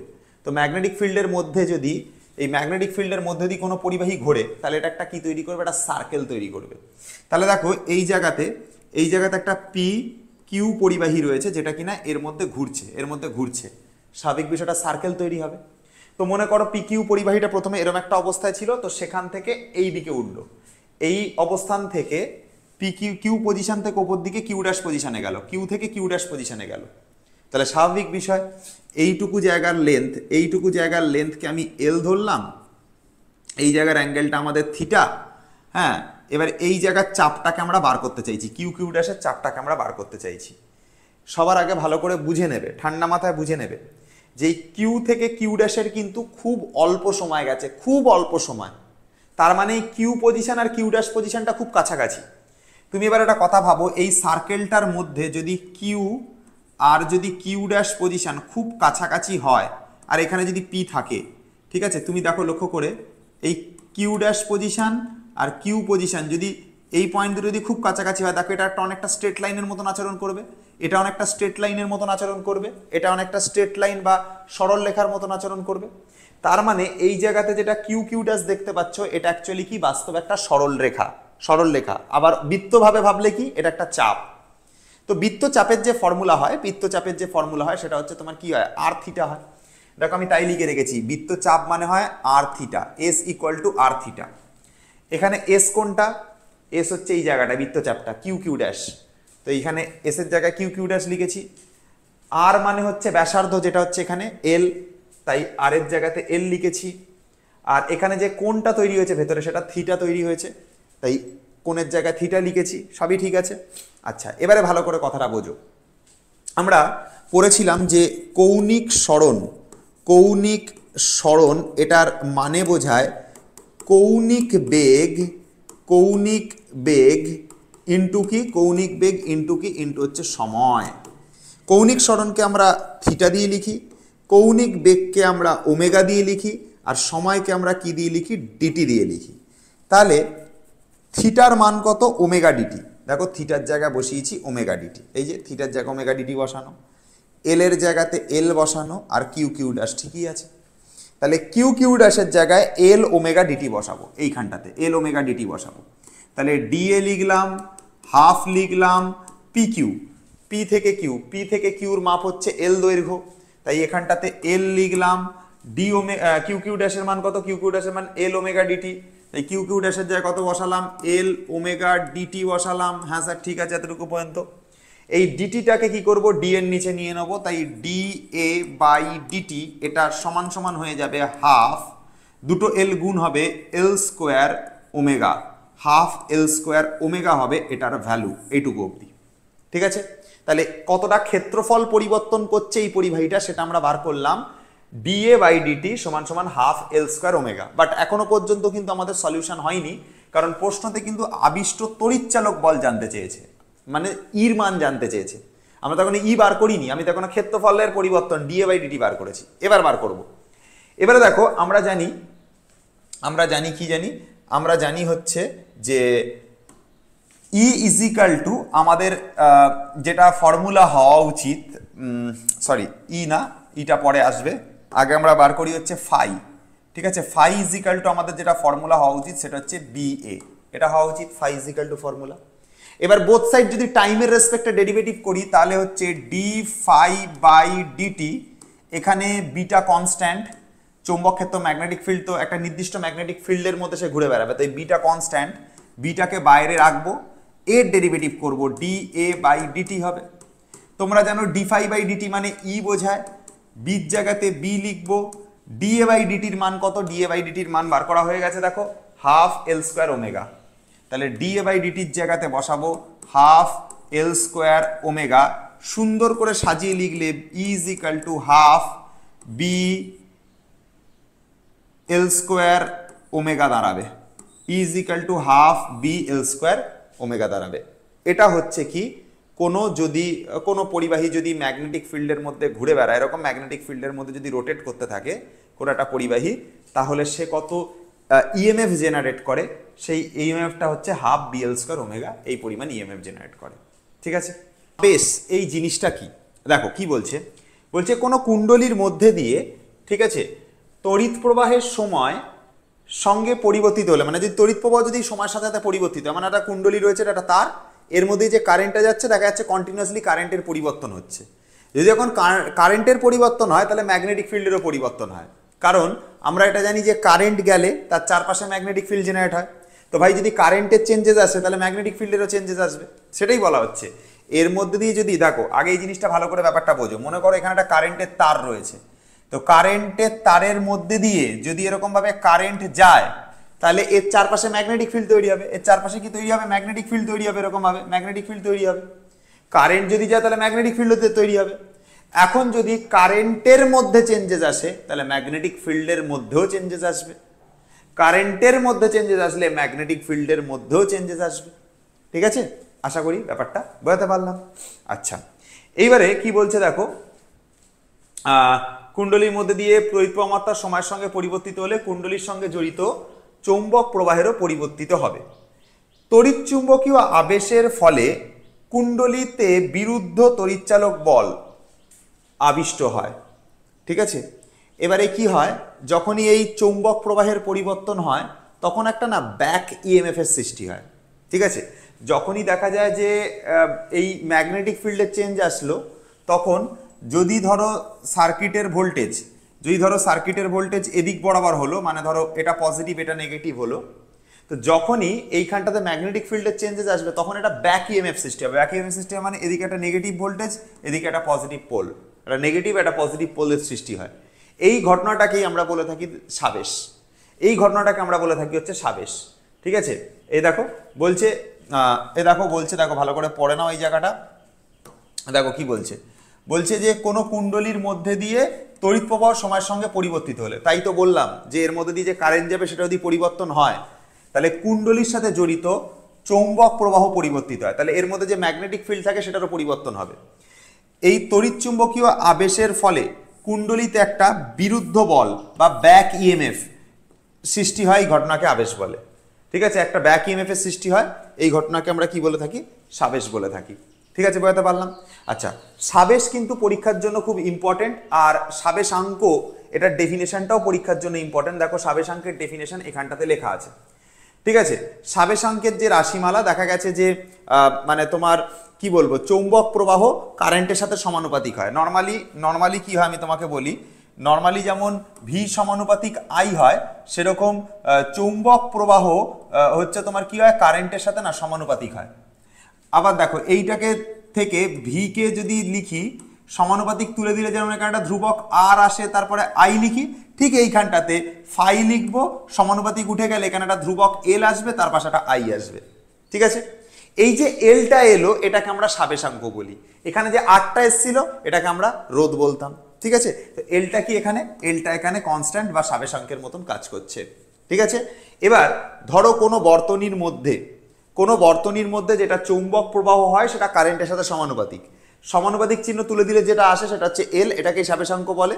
এর ডেফিনেশন দেওয়ার নিয়ম হচ্ছে, যদি এই আই এর জায়গায় 1 বসিয়ে ডেফিনেশন দিতে হয়, মনে করে নাও যে আই ইকুয়ালস টু 1 এখানে বসিয়ে দিলে ফাই ইজ ইকাল টু কত চলে আসবে, এল। আই ইকুয়ালস টু 1 বসিয়ে দিলে ফাই ইকুয়াল টু কত চলে আসবে, এল চলে আসবে। অর্থাৎ কোনো পরিবাহীর প্রবাহ মাত্রা একক হলে তার জন্য যে চৌম্বক প্রবাহ হবে তাকে সাবেশাঙ্ক বলে। আইয়ের জায়গায় 1 বসালে প্রবাহ মাত্রা 1 হয়ে যাচ্ছে, তাহলে কোনো পরিবাহীর প্রবাহ মাত্রা 1 হয়ে গেলে, কোনো পরিবাহীর প্রবাহ মাত্রা 1 হয়ে গেলে যে চৌম্বক প্রবাহ হবে তাকে আমরা সাবেশাঙ্ক বলে থাকি। দেখো তাই লেখা আছে এখানটাতে, সিম্পল জিনিস, দেখো এটা পড়ে দেখো, তাই লেখা আছে যে আই এর জায়গায় 1 বসিয়েছে, φ = L হয়েছে। তাহলে বলছে কোনো কুণ্ডলীর মধ্যে দিয়ে একক প্রবাহ মাত্রা যাওয়ার ফলে এর সঙ্গে জড়িত চৌম্বক প্রবাহকে ওর সাবেশাঙ্ক বলা হয়। সমীকরণ যেটা সব থেকে বেশি ইম্পর্টেন্ট মনে রাখতে লাগবে, φ = Li। φ মানে চৌম্বক প্রবাহ, আর এল মানে সাবেশাঙ্ক, আর আই মানে হচ্ছে কি, আই মানে কারেন্ট। দেখে নাও, এ দেখো চৌম্বক প্রবাহ এটাকে কি দিয়ে লিখছে, φ দিয়ে। এল কে কি বলা হচ্ছে, সাবেশাঙ্ক। আর আই কি, আই মানে হচ্ছে তড়িৎ প্রবাহ মাত্রা, সেটা সবাই জানে, ঠিক আছে। তাহলে কি হয় ব্যাপারটা, কোনো বর্তনীর মধ্যে দিয়ে যত বেশি চৌম্বক প্রবাহ হবে তার জন্য তত বেশি কারেন্ট জেনারেট হবে। এবার সমানুপাতিক চিহ্ন উঠে গেলে এল চলে আসবে আর আই চলে আসবে। আই এর জায়গায় 1 বসালে তাহলে একক প্রবাহ মাত্রার জন্য যে চৌম্বক প্রবাহ হয় তাকে আমরা সাবেশাঙ্ক বলে থাকি। আচ্ছা, সাবেশাঙ্ক আমাদের কমপ্লিট হলো। এবার আমরা যে জিনিসটা করব সেটা হচ্ছে আবেশের জন্য চৌম্বক ক্ষেত্রের শক্তি। আবেশের জন্য চৌম্বক ক্ষেত্রে কত শক্তি হয় সেটা আমরা বার করব। তো দেখো নর্মালি আমাদের যেটা ফর্মুলা হয়, নর্মালি আমাদের যেটা ফর্মুলা হয়, E = হয় L DI বাই হচ্ছে DT। এটা আমাদেরকে মনে রাখতে লাগবে, E = -L DI by DT। তোমাদের মনে প্রশ্ন হতে পারে স্যার এটা পেলেন কোথা থেকে, এটা মনে মনে প্রশ্ন যাক যে আমি জানি। তো আমরা নর্মালি শিখেছি φ = Li, এটা তো শিখেছি, হ্যাঁ স্যার। এবার বোথ সাইড যদি ডেরিভেটিভ করি টি এর সাপেক্ষে, তাহলে dφ/dt হবে। এল তো ধ্রুবক রাশি ছিল, এল বাইরে থাকবে, আই এর ডেরিভেটিভ হবে, তো di/dt আসবে। দেখে নাও, চিন্তা করে নাও ভালো করে আগে। ভাই φ এর ডেরিভেটিভ করলাম টাইমের রেসপেক্টে, dφ/dt হলো, ঠিক আছে। এলটা কনস্ট্যান্ট আসে, আমি দেখেছিলাম সমানুপাতিক চিহ্ন উঠে যাবার পর এল এসছিল, তাহলে এলটা সমানুপাতিক চিহ্ন উঠে যাবার পর এসছিল মানে এলটা ধ্রুবক। আই এর ডেরিভেটিভ হবে টি এর রেসপেক্টে, di/dt হলো। তাহলে dφ/dt = dl/dt, L di/dt। এবার ইর যেটা মান হয়, ই মানে দেখবে আমরা ফ্যারাডের সূত্রতে পড়েছি -dφ/dt হয়, হ্যাঁ স্যার। তাহলে ই লিখলাম, মাইনাস লিখলাম, dφ/dt, এই dφ/dt-র মান L di, L × di/dt। তাহলে এইটাই করছি, ইর মানটা করছি কত, ইর মানটা তড়িৎচালক বলের মান করছি -L di/dt। এটা আমরা করলাম, এটা আমরা লিখে রাখলাম, E = -L di/dt। এতটা অবধি আমরা লিখলাম। এইবারে আমার প্রশ্ন হচ্ছে কত শক্তি সঞ্চিত হবে এটা আমাকে বার করতে হবে, খুব ইম্পর্টেন্ট একটা জায়গা, কত শক্তি সঞ্চিত হবে সেটা আমাকে বার করতে হবে। দেখো আমরা নর্মালি জানি যে পাওয়ার মানে বোঝায় dw/dt, পাওয়ার মানে বোঝায় dw/dt-টাকে বোঝায় পাওয়ার মানে, এটা আমরা জানি, পাওয়ার মানে dw/dt-কে বোঝায়। পাওয়ারকে আমরা ভেঙে লিখতে পারি E × I, এটাতে ভেঙে লেখা যায়। পাওয়ার মানে তোমরা জানো ভোল্টেজ ইন্টু কারেন্ট হয়, হ্যাঁ স্যার। এটা সমান সমান লেখা যায় dw/dt, ওকে লিখতে পারি। ইর মান কত পেয়েছি, -L di/dt, ইর জায়গা বসাবো -L di/dt, তার সাথে একটা I মাল্টিপ্লাইতে আছে dw/dt, এটা লিখলাম। dt আর dt বোথ সাইড দিয়ে বাদ চলে যাবে, এই দুটো dt হাত থেকে বাদ চলে যাবে, তাহলে -L I di,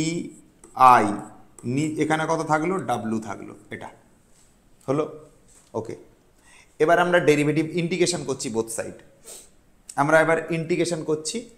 একটা কথা মাথায় রেখে চলো যে আমরা মড ভ্যালু নিয়ে কাজ করছি, ই এর মড ভ্যালু নিয়ে কাজ করছি, তো এটাও মড ভ্যালুর মধ্যে থাকবে।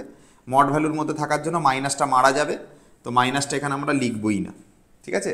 আমরা ই এর জাস্ট কেবল মান নিয়ে কাজ করতে চাইছি, ডিরেকশন বা সাইন আমাদের দরকার নেই এখানে। এল ডিআই আসছে, ঠিক আছে। আচ্ছা, বোথ সাইড ইন্টিগ্রেশন করছি, ঠিক আছে, ইন্টিগ্রেশন করছি, ঠিক আছে, ইন্টিগ্রেশন করছি। আচ্ছা, যখন কারেন্ট 0 তখন কার্যও 0, যখন I পরিমাণ কারেন্ট যাবে তখন কার্য হবে W পরিমাণ, ঠিক আছে। এলটা কনস্ট্যান্ট, এর ইন্টিগ্রেশন পসিবল না, এ বাইরে বেরিয়ে যাবে।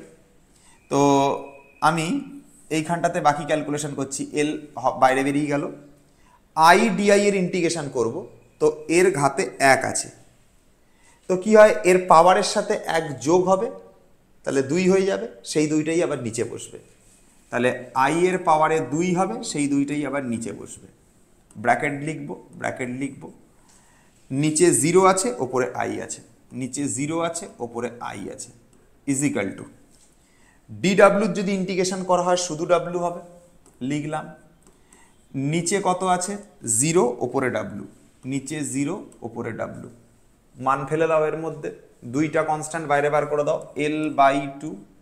L/2, প্রথমে আইটা বসালাম, আই এর স্কোয়ার মাইনাস 0টা নিয়ে গিয়ে বসালাম, 0 স্কোয়ার ইকুয়ালস টু ডাব্লুটাকে ডাব্লুর জায়গায় বসালাম, মাইনাস দিয়ে 0টাকে ডাব্লুর জায়গায় বসালাম, এই হলো ভ্যালু। ডাব্লু থেকে 0 বাদ গেলে ডাব্লু দাঁড়াচ্ছে দেখো এখানে 1/2 হচ্ছে, 1/2 হিসাব মতো 1/2 লিখছি, এল আছে এল লিখছি, আই স্কোয়ার আছে আই স্কোয়ার লিখছি, এটাই হচ্ছে কার্য, যেটা হচ্ছে হাফ LI স্কোয়ার, বা এটাই হচ্ছে সঞ্চিত শক্তি। ঠিক আছে, বোঝাতে পারলাম পুরো প্রমাণটা? তো আমরা স্টার্টিংটা করলাম কোথা থেকে, E = -LDI/dt, এতটা অবধি আমাদের ঠিকই ছিল। হ্যাঁ, আমরা জানতাম ফাই সমান LI হয়, বোথ সাইড টাইমের রেসপেক্টে ডেরিভেটিভ করলাম, dϕ/dt L dI/dt, dϕ/dt মানে হচ্ছে E এর মান, E = -dϕ/dt, dϕ/dt যে মানটা এখানে বসালাম, E এর মান বেরিয়ে গেল।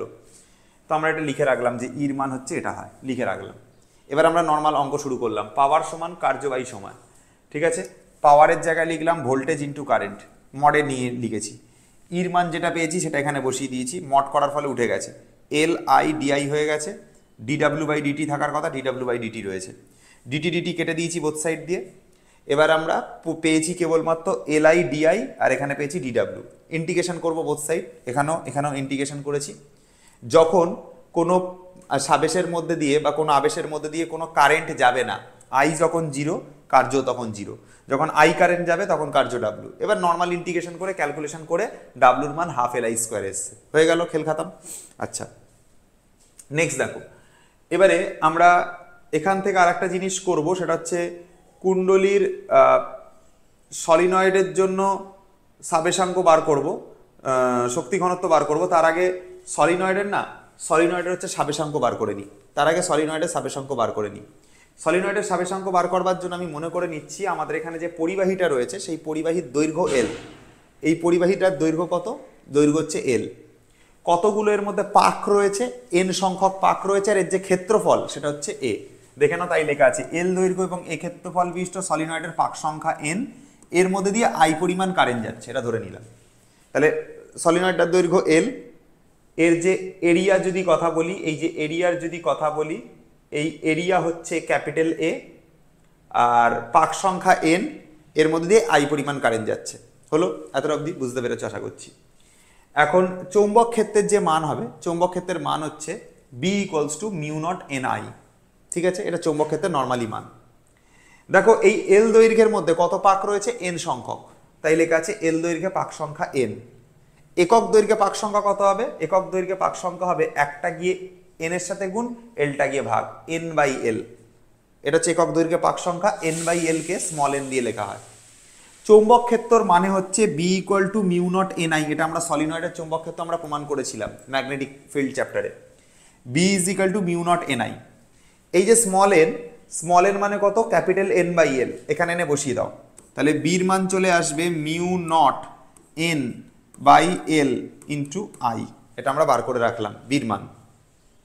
আচ্ছা, এবারে আমরা চৌম্বক প্রবাহ বার করবার চেষ্টা করছি বা ফ্লাক্স বার করবার চেষ্টা করছি। ফাই লিখলাম, হ্যাঁ, আচ্ছা ফাই আমি লিখবো না, ফাইয়ের জায়গাতে আমরা ডাইরেক্ট মান বসাচ্ছি, ফাইয়ের জায়গাতে LI বসাচ্ছি, ফাই সমান LI হয় বসাচ্ছি, n লিখলাম। বির মান কত, বির মান হচ্ছে μ0 NI/l। ঠিক আছে, μ0 NI/l, A ফর এরিয়া, এখানেটাতে রাখলাম, I কেটে দিলাম বোথ সাইড দিয়ে। L = মানে সাবেশাঙ্ক = পড়ে থাকলো μ0, দুটো n গুণ হবে n² এরিয়ার A আর নিচে স্মল l, এটা হচ্ছে L এর ভ্যালু। L is equal to mu naught N square A by small L, এটা হচ্ছে এল বা সাবেশাঙ্কের মান, mu naught N square A by L. তাহলে এটা আমরা বের করে ফেলতে পারলাম কোনো সলিনয়েডের সাবেশাঙ্ক। এটা কিন্তু খুব ইম্পর্টেন্ট একটা প্রমাণ, সলিনয়েডের সাবেশাঙ্ক এটাই সব থেকে ইম্পর্টেন্ট প্রমাণ, ভিভিআই দিয়ে নাও, ঠিক আছে। এবার এই সলিনয়েডের সাবেশাঙ্ক থেকে সলিনয়েডের শক্তি ঘনত্ব বার করব। আমরা ধরে নিলাম এল এ আয়তনের সঞ্চিত শক্তি ডাব্লু, একক আয়তনে যে সঞ্চিত শক্তি তাকে শক্তি ঘনত্ব বলে। তাহলে একক আয়তনের সঞ্চিত শক্তি কত? ডাব্লু বাই এল হয়ে গেল। এবার মানগুলো বসাবো। ডাব্লুর মান আমরা বার করে রেখেছি, দেখো ডাব্লুর মান আমরা বার করে রেখেছি হাফ এল আই স্কোয়ার, নিচে এ এল, নিচে এ এল হলো, হাফের জায়গায় হাফ লিখলাম, এরিয়া আর এলটা নিচে আছে, 1/a(l)টা নিচে আছে লিখলাম, ক্যাপিটাল এল সাবেশাঙ্কের মান mu naught N square A by small L, mu naught N square A by small L, এটা এল এর মান, ইন্টু আই, কারেন্টের মান কত দেখো, বির মান আমরা পড়েছিলাম mu naught N I by L, এখান থেকে আই এর মান বেরোবে, এলটা গিয়ে ওপরে যাবে, মিউ নট এনটা নিচে যাবে, BL by mu naught N. আচ্ছা, তো এখানে আই এর জায়গায় লিখবো BL by mu naught N, তার কি, তার হচ্ছে স্কোয়ার। স্কোয়ার করবার কারণে প্রত্যেকটার মাথায় স্কোয়ার হবে, প্রত্যেকটা স্কোয়ার হবে। এবার নিচের এন স্কোয়ার, এই এন স্কোয়ার কেটে গেল, হ্যাঁ এই এল আর এই এল স্কোয়ার কেটে গেল, ওপরে একটা এল থাকবে, ওই ওপরের এল আর নিচের এল কেটে যাবে, নিচের এ আর ওপরের এ কেটে যাবে, সবই কেটে যাচ্ছে। তো যদি সব কেটে যায় আলটিমেটলি যে মানটা পড়ে থাকছে কি দেখো, আচ্ছা মিউ নট, আর এখানে মিউ নট স্কোয়ার কেটে গেল, তো নিচে একটা মিউ নট পড়ে থাকলো, কিছুই থাকছে না, শুধু সবই কেটে গেল, ওপরে শুধু বি স্কোয়ার বেঁচে আছে, বি স্কোয়ারটাকে লিখবো, আর নিচে বেঁচে আছে 2 মিউ নট বেঁচে আছে, এটাকে লিখবো, ঠিক আছে। তো এটাই হচ্ছে শক্তি ঘনত্বের রাশিমালা, এনার্জি ডেন্সিটি রাশিমালা, ইউ দিয়ে এটাকে রিপ্রেজেন্ট করে অনেকে, ঠিক আছে। এখান থেকে থিওরিটিক্যাল কোনো ব্যাপার এর মধ্যে থেকে হয় না, ঠিক আছে। মেনলি এই জিনিসগুলো ইম্পর্টেন্ট, এর সাথে একটা জিনিস করবে, ঠিক আছে। আমি একটা মিনিট তোমাদেরকে একটুখানি জাস্ট একটা ক্যালকুলেশন দেখিয়ে দিচ্ছি, হ্যাঁ। আচ্ছা, একটা জিনিস তোমাদের বলতে ভুলে গেছি, চোখ জিনিসটা কি? চোখ মানে এই চোখ না কিন্তু, ঠিক আছে। চোখ মানে হচ্ছে টিউবলাইটের মধ্যে আগে ইউজ করা হতো আগেকার দিনে, এখন আর ওগুলো ইউজ করা হয় না খুব বেশি। তো উচ্চ সাবেশাঙ্ক আর নিম্ন রোধের কুণ্ডলীকে বলা হয় চোখ, ঠিক আছে। এই কোশ্চেনটা পরীক্ষাতে দিতে পারে, চোখ কি? আর অঙ্গাঙ্গী ভাবে জড়িত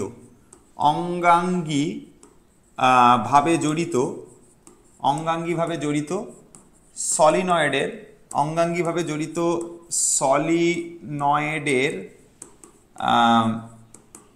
সাবেশাঙ্ক বার করতে দিতে পারে, এটা একটু দেখে নিও, ঠিক আছে, বই থেকে দেখে নিও, বুঝে যাবে। হ্যাঁ, এটা হচ্ছে ক্যাপিটাল এম সমান সমান L1 L2, তার মাথায় রুট আসবে, এটা প্রমাণ করতে হবে, বই থেকে দেখলেই বুঝতে পেরে যাবে, সহজভাবে রয়েছে। এই দুটো জিনিস এক্সট্রা করে এর মধ্যে থেকে করে নিও, ঠিক আছে। আচ্ছা দেখো, এবারে ইএমআই এর ওপর কিছু এমসিকিউ বা নিউমেরিক্যাল বেসড কোশ্চেন করা যাক। তোমরা দেখবে ইএমআই এর ওপর না হচ্ছে ওই যেটা হচ্ছে উড়োজাহাজ বেস কোশ্চেন, ওগুলো দেবে কিন্তু ই ইকুয়াল টু বিএলভি সাইন থিটার ওপর কোশ্চেন কিন্তু পরীক্ষাতে পড়বে। আচ্ছা, কিছু এমসিকিউ করে দিচ্ছি, দেখো এগুলো সব থিওরিটিক্যাল এমসিকিউ, তুমি নিজেই করতে পারবে, এগুলো বই দেখে বা তোমার ডাইরেক্ট কোয়েশ্চেন ব্যাংকের অ্যান্সার দেখে ডাইরেক্ট করতে পারে। থিওরিটিক্যাল এমসিকিউই বেশি রয়েছে এখানে। যেমন একটা পরিবর্তনশীল তড়িৎ ক্ষেত্র সৃষ্টি করে কে? এটা হচ্ছে চৌম্বক ক্ষেত্র হবে। হ্যাঁ, তড়িৎ চুম্বকীয় আবেশের জন্য কুণ্ডলীতে আবিষ্ট তড়িৎ প্রবাহের মান কোন বিষয়ের উপর নির্ভর করে না? চৌম্বক ক্ষেত্র হবে। এসআই পদ্ধতি চুম্বক প্রবাহের একক কি? টেসলা, ঠিক আছে। চৌম্বক ফ্লাক্সের মাত্রা কি? মাত্রা, এগুলো জানো তুমি। তো এইভাবে যেগুলো থিওরিটিক্যাল কোশ্চেন আছে তুমি মোটামুটি করে ফেলো, একা থিওরিটিক্যাল কোশ্চেন ভর্তি। হ্যাঁ, এখান থেকে সেরকম ভাবে থিওরিটিক্যাল কোশ্চেনই তোমার রয়েছে বেশি। একটা নিউমেরিক্যাল বেস কোশ্চেন আছে এইখানে, এটা মনে রাখতে লাগবে যে 10-এর দাগের কোশ্চেনটা।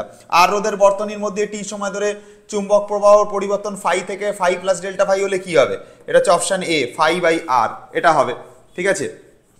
আচ্ছা, নেক্সট তোমার হচ্ছে আর একটা কোশ্চেন আছে হচ্ছে এইটা, যে একটি ধাতব দণ্ড পৃথিবীর অভিকর্ষের সঙ্গে চৌম্বক মধ্যতলের সঙ্গে থিটা কোণে থাকলে দণ্ডটিতে তড়িৎচালক বল কার সমানুপাতিক হবে? দেখো আমরা এটা ফর্মুলাই তো পড়েছি না, E equal to BLV sine theta, BLV sine theta পড়েছি। তো আমরা দেখেছি ই আর সাইন থিটা হচ্ছে সমানুপাতিক থাকে। তো তো সেই অনুযায়ী হচ্ছে এখানে সাইন থিটা হচ্ছে সমানুপাতিক হবে। 11 দাগেরটা কি হবে, সাইন থিটা হচ্ছে কারেক্ট অ্যান্সার হবে। ঠিক আছে, তো এই হচ্ছে কয়েকটা কোয়েশ্চেন। ফ্যারাডের সূত্রের সাহায্যে কি নির্ণয় করা যায়, মান ও দিক উভয় নির্ণয় করা যায়, এরকম যে থিওরিটিক্যাল কোশ্চেনগুলো আছে তুমি নিজেই করে ফেলো। এখানে সবই থিওরিটিক্যাল কোশ্চেন আছে, এটা করিয়ে দিয়েছি, এটা করিয়ে দিয়েছি, হ্যাঁ এটাও করিয়ে দিয়েছি, এটাও করিয়ে দিয়েছি, হ্যাঁ এটাও করিয়ে দিলাম, 10ও করিয়ে দিলাম, হ্যাঁ 2-3টে থিওরিটিক্যাল কোশ্চেন ছাড়লাম। থিওরিটিক্যাল কোশ্চেন সব, মানে তুমি জাস্ট বই পড়লে এই কোশ্চেনগুলো অ্যান্সার করা যায়। হ্যাঁ, বা এগুলোর একক মাত্রা কি করাবো আমি, এগুলো তুমি বই থেকেই খুঁজে করে নেবে, যেটা দরকার সেটা করাই। সেখান থেকে দেখো এখান থেকে কিছু কোশ্চেন আমার করানো যাবে। হ্যাঁ 12 দাগটা তো এই যে এখান থেকে তোমার হচ্ছে কোনটা করব আমরা এখান থেকে। আচ্ছা দেখো এখানে একটা কোশ্চেন দেখো দিয়েছে, একটি পরিবাহী লুপকে চৌম্বক ক্ষেত্রের সঙ্গে সেই ক্ষেত্রের মধ্যে রাখা হলো, নিচের ঘটনাগুলির কোনটা ঘটবে। লুপটি তার নিজের অক্ষের চারিদিকে ঘুরতে শুরু করবে। যদি চৌম্বক ক্ষেত্রের মধ্যে রাখো, আমরা দেখেছি যে একটা লুপকে নিয়ে যদি আমরা চৌম্বক ক্ষেত্রের মধ্যে রাখি, দেখেছি পরিবাহীটা আবর্তন করতে থাকে। তো এটা জানা জিনিস। তড়িৎচুম্বকে আবেশের ক্ষেত্রে লেঞ্জের সূত্র কোন সূত্রের সংরক্ষণ নীতিকে মেনে চলে, শক্তির সংরক্ষণ নীতিকে মেনে চলে, এটা আমরা জানি। 12 হয়ে গেল, 13 হয়ে গেল, 14 অঙ্কটা করছি দেখো। হ্যাঁ 14 অঙ্কটাতে বলছে তড়িৎচালক বলের মান বার করতে বলেছে, তড়িৎচালক বলের মান। এখন তড়িৎচালক বলের মান যদি বার করতে দেয়, আমরা এই ফর্মুলাটা শিখেছি যে আমাদের কাছে হয় E ইজিক্যাল টু হয় তোমার ডি ফাই বাই হচ্ছে ডিটি, এটা ফর্মুলা হয়। আচ্ছা ই লিখলাম, ডি বাই ডিটি লিখলাম। আচ্ছা ফাই এর যে মানটা, ফাই মানে হচ্ছে কোন ফ্লাক্সের মানটা দেখো দিয়ে দিয়েছে 1 + 2t + 3t² মানটা দিয়ে দিয়েছে। তো এই 1 + 2t + হচ্ছে 3t² হবে, এটা হবে। এবার এটাকে আমরা ডেরিভেটিভ করব। তো ডেরিভেটিভ যদি করি, একের ডেরিভেটিভ 0 হয়ে যাবে, দুইটা কনস্ট্যান্টকে বাইরে রেখে টির ডেরিভেটিভ হচ্ছে 1, ঠিক আছে, দুইটা কনস্ট্যান্ট, টির ডেরিভেটিভ 1, তিনটা কনস্ট্যান্ট, t² এর ডেরিভেটিভ পাওয়ারটা সামনে আসলো, তারপর পাওয়ার থেকে 1 কমে যাবে, পাওয়ার থেকে 1 কমে গিয়ে 1 হবে। তো আলটিমেটলি ইর যে মান দাঁড়াবে সেটা হচ্ছে 6t + 2, 6t + 2, এটা মান দাঁড়াবে। এখন ইর মান যদি 6t + 2 হয়, কত সেকেন্ডে হিসাব করতে বলেছে, 1 সেকেন্ডে, 1 সেকেন্ড হিসাব করতে বলেছে, টির জায়গায় 1 বসাও। ই ইজিক্যাল টু হবে 6 ইন্টু টাইমটা 1 নিতে বলেছে +2, তো 8 সেকেন্ড, 8 হচ্ছে 8 ভোল্ট হচ্ছে অ্যান্সার আসবে, 8 ভোল্ট হচ্ছে কারেক্ট অ্যান্সার আসবে। 8 ভোল্ট কোন অপশনে রয়েছে, 8 ভোল্ট হচ্ছে তোমার এতে রয়েছে, এটা কারেক্ট। 14 দাগেরটা হয়ে গেল। 15 দাগের কোশ্চেনটাতে চলে আসো, দেখো কি বলছে, বলছে 2 টেসলা চৌম্বক মানের একটি চৌম্বক ক্ষেত্রকে 1 মিটার স্কোয়ার বর্গাকার লুপের সঙ্গে থিটা কোণে রাখা হলো। তাহলে চৌম্বক ক্ষেত্রের ফর্মুলাটা কি হবে দেখো, কিসের ফর্মুলা জানতে চাই, ফ্লাক্সের ফর্মুলা। ফ্লাক্সের ফর্মুলা হয় phi is equal two B A cos theta, ক্লাসের শুরুতেই বলেছিলাম phi is equal two B A cos theta হয়। আচ্ছা বি মান হচ্ছে চৌম্বক ক্ষেত্রের মান, সেই চৌম্বক ক্ষেত্রের মানটা প্রশ্নতে কত দিয়েছে দেখো, 2 টেসলা, ক্ষেত্রফল কত দিয়েছে 1 মিটার স্কোয়ার। আচ্ছা তাহলে 2 × 1, আর এটার মান কোনো দেয়নি, তাই কত দাঁড়াচ্ছে, 2 × 1 = 2 cos theta, 2 cos theta answer. 2 cos theta যেখানে দেখতে পাবো সেটাই হচ্ছে অ্যান্সার হয়ে যাবে। 2 cos থিটা কোন অপশনে রয়েছে চেক করো, 2 cos থিটা রয়েছে হচ্ছে অপশন বি তে, 15টা হয়ে গেল। আচ্ছা আচ্ছা এবার দেখো তোমাদের কাছে 16 দাগের কোশ্চেনটা কি রয়েছে, এল ধাতব দণ্ডের একটা, এইটা তো প্রমাণই করেছিলাম যে একটা দণ্ড যদি এরকম ভাবে ঘোরে, একটা দণ্ড যদি এরকম ভাবে ঘোরে, তাহলে সেক্ষেত্রে কি ঘটনা ঘটে। দণ্ড যদি এরকম ভাবে ঘোরে, বৃত্তাকার কুণ্ডলিতে যদি ঘোরে, তাহলে সেক্ষেত্রে ফর্মুলা হয় ½ BL ω², প্রমাণ করেছিলাম, ½ BL² ω, এটা প্রমাণ করেছিলাম। তা ½ BL² ω যদি প্রমাণ করে থাকি, তাহলে সেটাই অ্যান্সার আসবে এখানে, ½ BL² ω, এটাই অ্যান্সার আসবে, ঠিক আছে। আচ্ছা আচ্ছা তো এবারে আমার কাছে হচ্ছে কথা যে এখান থেকে আবার দেখো সাবেশাঙ্কের একক দিয়েছে বার করতে। হ্যাঁ তো সাবেশাঙ্কের একক তুমি বই থেকেই পড়তে পারবে। হ্যাঁ আবেশীন কুণ্ডলীর রোধ কত, রোধ 0 হয়, এটা জানা উচিত তোমার, ঠিক আছে। এরকম ভাবে যা কোশ্চেন দিয়েছে তোমার হচ্ছে সব ছোট ছোট কোশ্চেন, মানে থিওরিটিক্যাল কোশ্চেন, এগুলো তুমি নিজে নিজে করবে, দেখবে পারবে, বেশিরভাগটাই তুমি করতে পারবে, ঠিক আছে। তো এখান থেকে সেরকম কিছু তো পাচ্ছি না যে করানোর মতো, ঠিক আছে। দেখো এখান থেকে সেরকম কিছু পাচ্ছি না যে আমি করাবো, ঠিক আছে। 1 মিনিট দাঁড়া, আমি যদি এখান থেকে আরো কিছু কোশ্চেন বার করতে পারি। আচ্ছা এরপরে দেখো আরো একটা কোশ্চেন আমি তোমাদেরকে দেখাচ্ছি। হ্যাঁ, ধরো এই কোশ্চেনটাই ভাবো, যে বলছে একটি তারের কুণ্ডলীর পাক সংখ্যা দ্বিগুণ করলে সাবেশাঙ্ক কি হবে। দেখো আমরা এই ফর্মুলাটা জানি যে নর্মালি সাবেশাঙ্ক মানে হয় mu naught N square A by L. এখন পাক সংখ্যাকে দ্বিগুণ করব, পাক সংখ্যাকে দ্বিগুণ করবো মানে এনটাকে দ্বিগুণ করব, তাহলে নতুন এল ড্যাশ দাঁড়াবে মিউ নট, এনটাকে দ্বিগুণ করব তাহলে 2n হয়ে যাবে তার স্কোয়ার এ বাই এল। তাহলে এল ড্যাশের মান দাঁড়াবে মিউ নট, এখানে দাঁড়াবে 4 হয়ে যাবে, এটা এন স্কোয়ারটা এন স্কোয়ার হয়ে যাবে, এ হয়ে যাবে, নিচে এল হয়ে যাবে। এই যে মানটা আমি পেলাম, এই যে মানটা আমি পেলাম, এই মানটা এল পেয়েছি, এখানে এল বসাবো। তাহলে এল ড্যাশ সমান সমান 4l হবে, 4l মানে যা সাবেশাঙ্ক ছিল তার 4 গুণ হয়ে গেছে। তাহলে 4l হচ্ছে কারেক্ট অ্যান্সার। 4l কোনটা? যা সাবেশাঙ্ক ছিল তার 4 গুণ হচ্ছে কারেক্ট অ্যান্সার, ডি কারেক্ট। 20 হয়ে গেছে, 18 হয়ে গেছে, ঠিক আছে, 16 হয়ে গেছে, ঠিক আছে। একটা দুটো করে কোশ্চেন ছেড়েছি দেখো, এখান থেকে 17টা ছেড়েছি। 19 তো হেনরি এককের কোশ্চেন আছে, এটাও অলমোস্ট করিয়ে দিয়েছি বলতে পারো। আচ্ছা 21 দাগেরটাও করিয়ে দিচ্ছি। কি বলছে দেখো, একটা কুণ্ডলীর রোধ হচ্ছে 10 ওহম, সাবেশাঙ্ক 1 হেনরি, 10 ভোল্ট লাইনের সঙ্গে যুক্ত করলে কত প্রবাহ হবে? আচ্ছা কত প্রবাহ, চৌম্বক প্রবাহ কত হবে? দেখো চৌম্বক প্রবাহের মান যেটা হয় নর্মালি সেটা হচ্ছে phi equals to L I হয়, ঠিক আছে।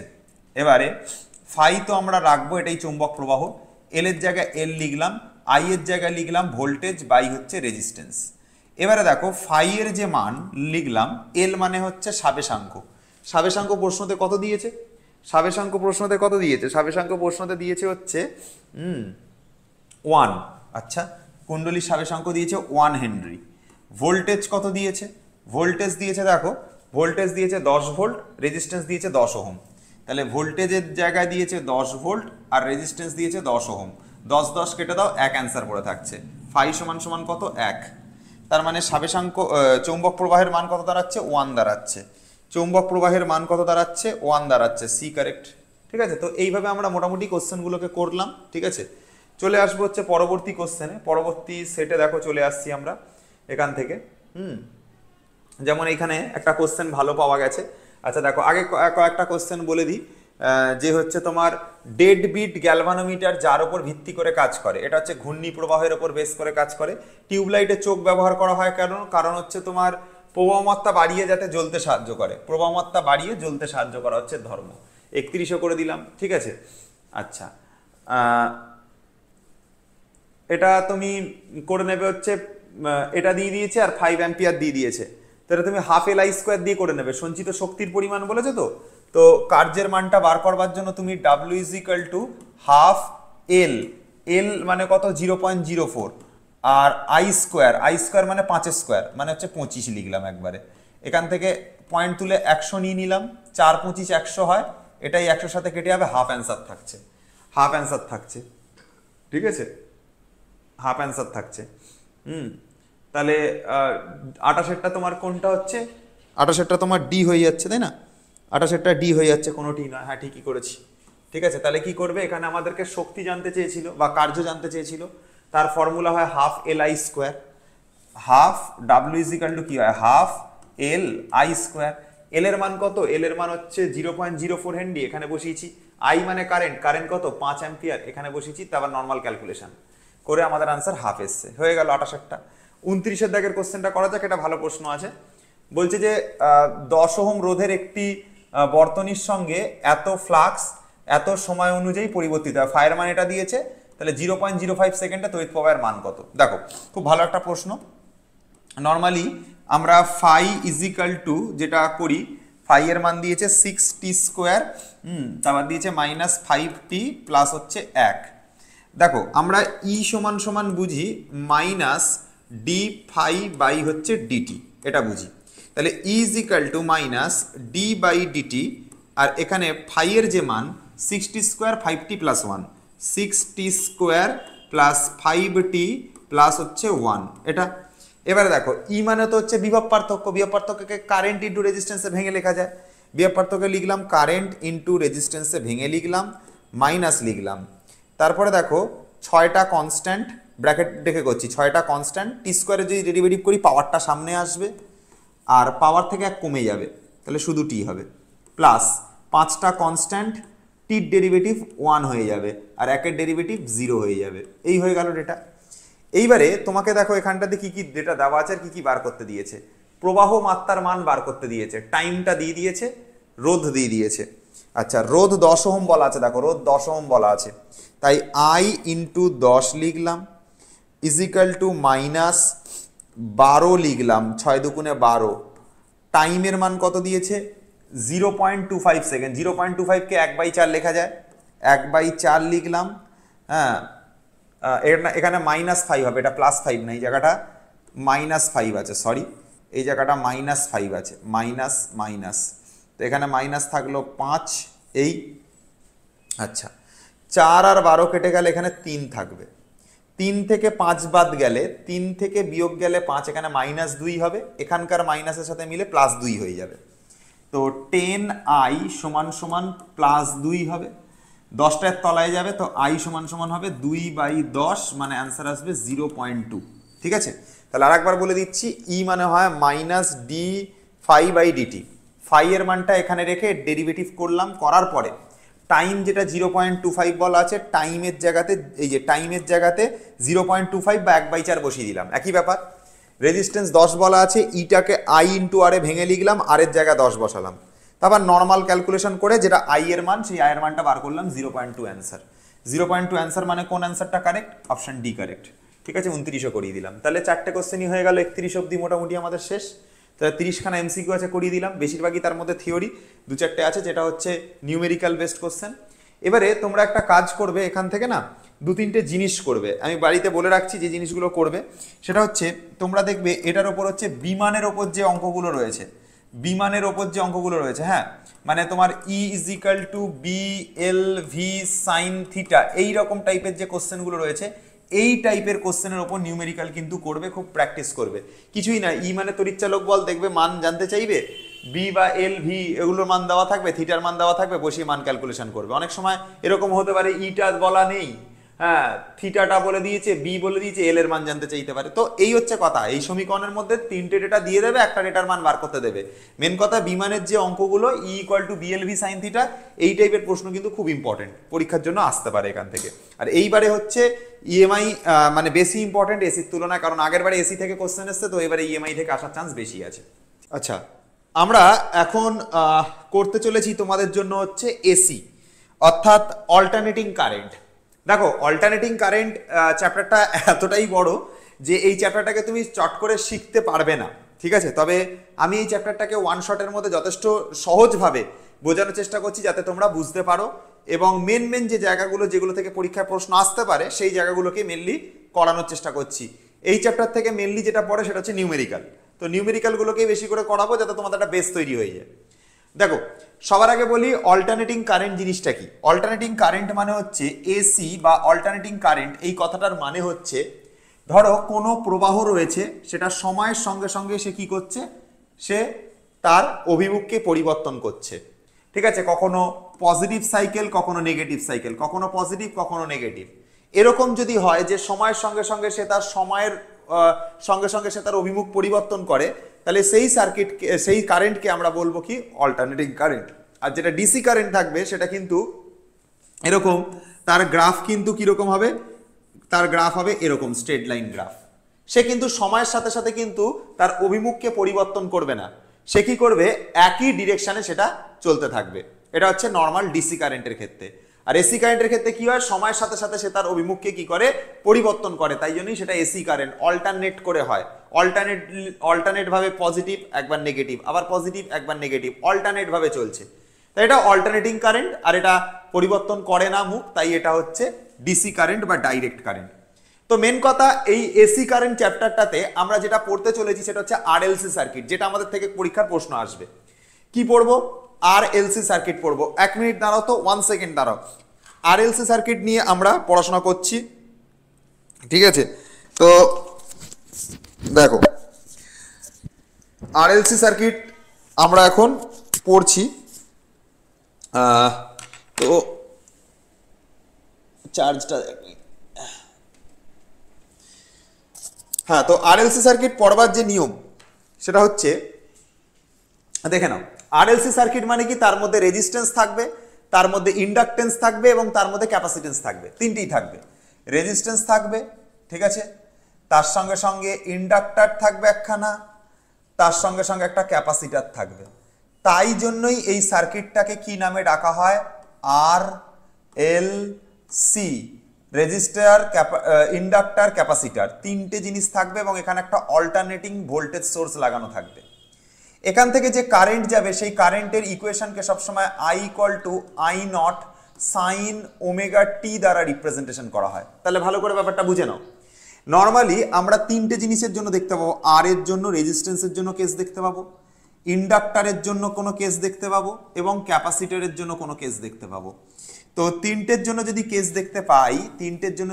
দেখতে পাই, আর এর জন্য প্রথমত যে ভোল্টেজ আসবে, এই কারেন্ট আসবে, সেটা একই, I is equal to I naught sine omega t. L এর জন্য তাই আসবে, কারেন্ট আসবে I equal to I naught sine omega t. C এর জন্য তাই আসবে, I is equal to I naught sine omega t. কিন্তু এদের যখন ভোল্টেজগুলোর কথা বলা হবে, জানতে হবে যে রেজিস্ট্যান্সের জন্য কারেন্ট আর ভোল্টেজ একই ফেজে থাকে, মানে একই ইকুয়েশন দেয়। তাহলে এর যে ভোল্টেজের ইকুয়েশন হবে সেটা হবে ভি নট সাইন ওমেগা টি। মাথায় রেখে চলো, আমি কিন্তু রেজিস্ট্যান্সের জন্য করছি, তাই এটাকে ভি আর লিখবো আর এটাকে ভি নটের বাইরে আর লিখবো। বোঝা গেল? আচ্ছা, এল এর জন্য হবে কি দেখো, এটা হবে হচ্ছে তোমার V is equal to V naught sine omega t যা ছিল সেটাই থাকছে, সাইন ওমেগা টি যা ছিল সেটাই থাকছে, এর সঙ্গে এক্সট্রা করে 90 ডিগ্রি যুক্ত হচ্ছে, মাথায় রেখে চলো, ঠিক আছে।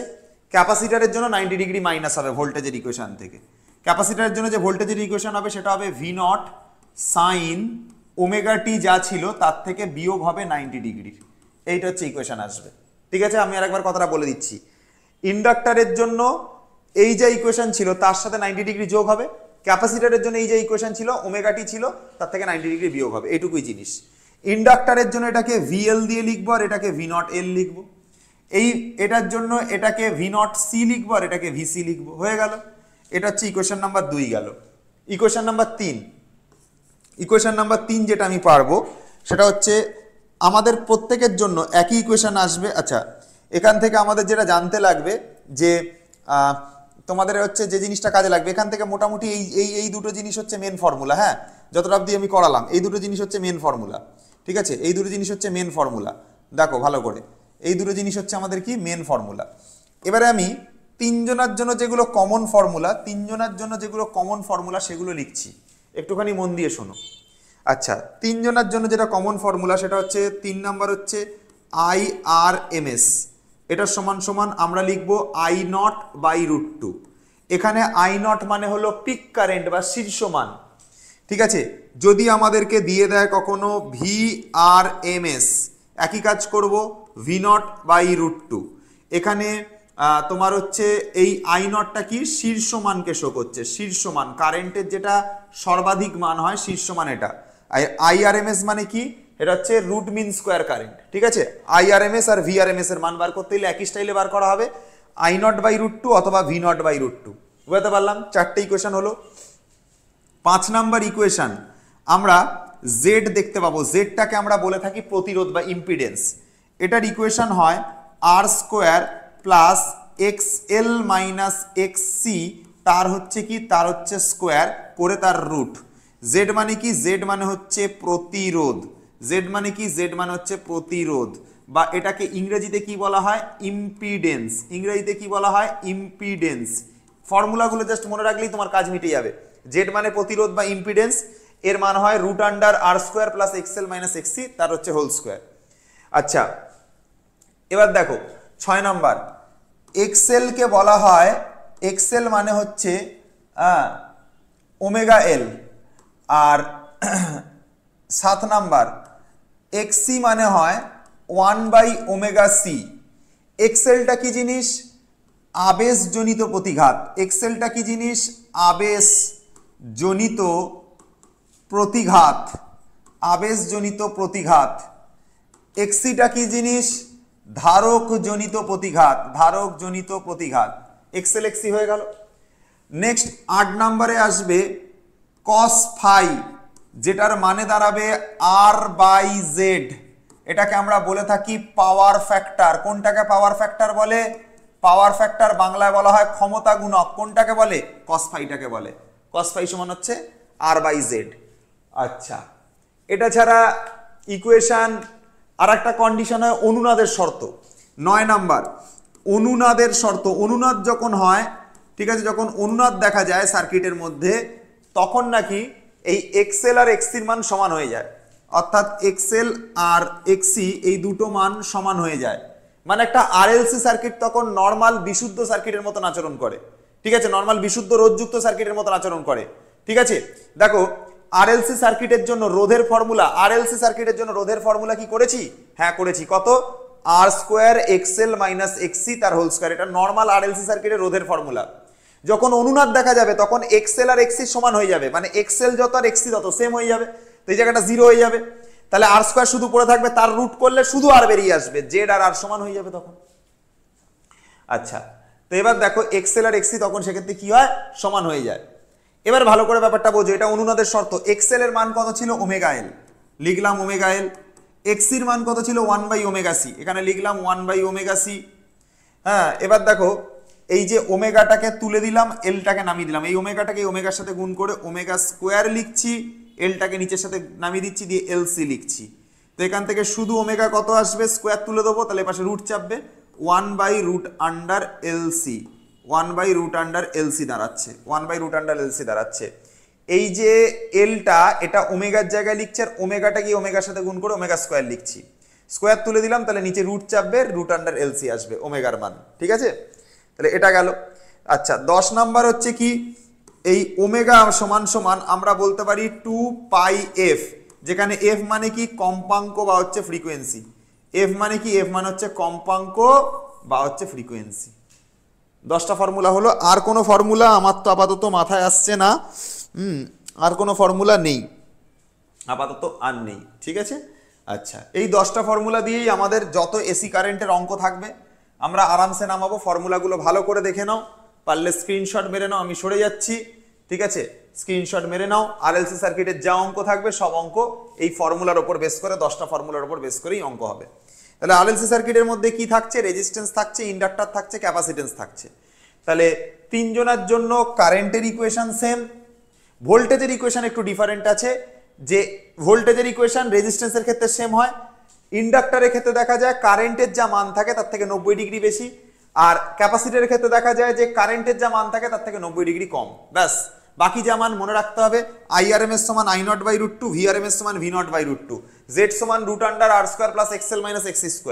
আর এখানটা দেখো ভালো করে লক্ষ্য করে, যে XL সমান 1 ওমেগা L, XC সমান 1/ওমেগা সি, cos ফাই মানে পাওয়ার ফ্যাক্টর, R/Z। অনুনাদের শর্ত হচ্ছে এটা, ওমেগা সমান সমান √LC, হ্যাঁ, আর ওমেগা সমান সমান 2πf। এই হচ্ছে কটা ফর্মুলা। এই ফর্মুলার উপর বেস করে আমরা অঙ্ক করব। অনেক সময় আমাদেরকে এরকম দিয়ে দেবে, অনেক সময় আমাদেরকে দিয়ে দেবে রুট মিন স্কোয়ার করতে। শুনে নাও ভালো করে, আরএমএস ভ্যালু বার করতে দেবে। অনেক সময় আরএমএস ভ্যালু বার করতে দেবে। I0 যদি জানা থাকে তাকে তো ডাইরেক্ট √2 দিয়ে বার করলে বেরিয়ে যাবে, কিন্তু সেরকম ইকুয়েশন তোমাকে দেবে না, ওরা সাইন কস দিয়ে দেবে। তো একটা কথা মাথায় রেখে চলো, যদি তুমি সাইন ওমেগাটির জন্য বার করো না, সাইন ওমেগাটির যদি তুমি বার চাপাও, ঠিক আছে, আমি 1 মিনিট তোমাদের দেখাচ্ছি। সাইন ওমেগাটির জন্য যদি তুমি বার চাপাও, হ্যাঁ, মানে গড় যদি বার করো, সাইন ওমেগাটি বলো বা কস ওমেগাটি বলো, এদের যদি তুমি কখনো বার করা মানে কি? মিন ভ্যালু বার করা বা গড় নির্ণয় করা, তো এদের মান আসে হচ্ছে 0। ঠিক আছে, এটা আর একটা ধরো, সাইন স্কোয়ার ওমেগাটি থাকুক বা কস স্কোয়ার ওমেগাটি থাকুক, এদের যদি তুমি বার করো এদের মান আসে হাফ। এটা বার করার অর্থ হচ্ছে গড় নির্ণয় করা। এখানে যদি গড় নির্ণয় করো, তাহলে গড় নির্ণয় করলে শুধু সাইন ওমেগাটি বা শুধু কস ওমেগাটি থাকলে 0 হবে, আর এদের মাথায় স্কোয়ার স্কোয়ার থাকলে এদের মান কত আসবে? হাফ আসবে আরএমএস ভ্যালুর জন্য। অঙ্ক শুরু করছি ডাইরেক্ট, এই প্রশ্নটা থেকে শুরু করছি। প্রথম যে প্রশ্নটা দিয়েছে দেখো, বলছে একটি তড়িৎচালক উৎসের তাৎক্ষণিক তড়িৎচালক বল হচ্ছে এটা। আচ্ছা, ইর মান কত দিয়ে দিয়েছে? ইর মান দিয়ে দিয়েছে 200 sin 314 টি, এটা দিয়েছে। বলছে আরএমএস ভোল্টেজ নির্ণয় করো। আরএমএস ভোল্টেজ বার করতে বলেছে। সবার আগে এটাকে বেসিক ইকুয়েশনের সাথে তুলনা করো। E is equal to E naught sine omega t. ভালো করে দেখো, ই নটের মান কত? 200। ই নটের মান কত? 200 এলো। কি বার করতে হবে? আরএমএস ভোল্টেজ, মানে ই আর এম এস বার করব, যেটা মানে ই নট বাই √2 হয়। তো ই নটের মান 200, তো অ্যান্সার আসবে 200/√2। এটা হচ্ছে অ্যান্সার। 200/√2 চেক করে দেখে নি। হ্যাঁ, 200/√2 মিলে গেছে আমাদের, ঠিক আছে। ওকে, তাহলে প্রথম প্রশ্নের উত্তর শেষ, মানে যেটা আরএমএস ভোল্টেজ বার করতেই যে শেষ। কম্পাঙ্ক যেয়েছে, কম্পাঙ্ক কি হয় দেখো, এই বেসিক ইকুয়েশনটাকে এই ইকুয়েশনের সাথে তুলনা করো। ওমেগার জায়গায় কত বসে আছে? 314। ওমেগার জায়গায় বসে আছে 314। ওমেগার জায়গায় বসে আছে 314। ওমেগা মানে কত? 2πf। তাহলে লিখলাম 2πf সমান সমান 314।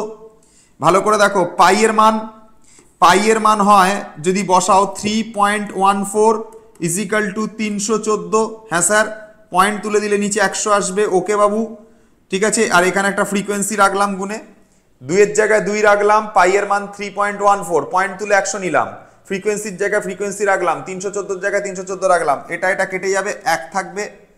হ্যাঁ, 2 আর 100 কেটে গেলে নিচে 50 থাকবে। এই 50টা কি 1 এর সাথে গুণ হবে? তাহলে এখান থেকে আমাদের ফ্রিকোয়েন্সি চলে আসবে 50 হার্জ। ফ্রিকোয়েন্সি কত চলে আসবে? 50 হার্জ চলে আসবে। 50টা কি 1 এর সাথে গুণ হবে? 50 হার্জ চলে আসবে। প্রথম প্রশ্ন খাতাম।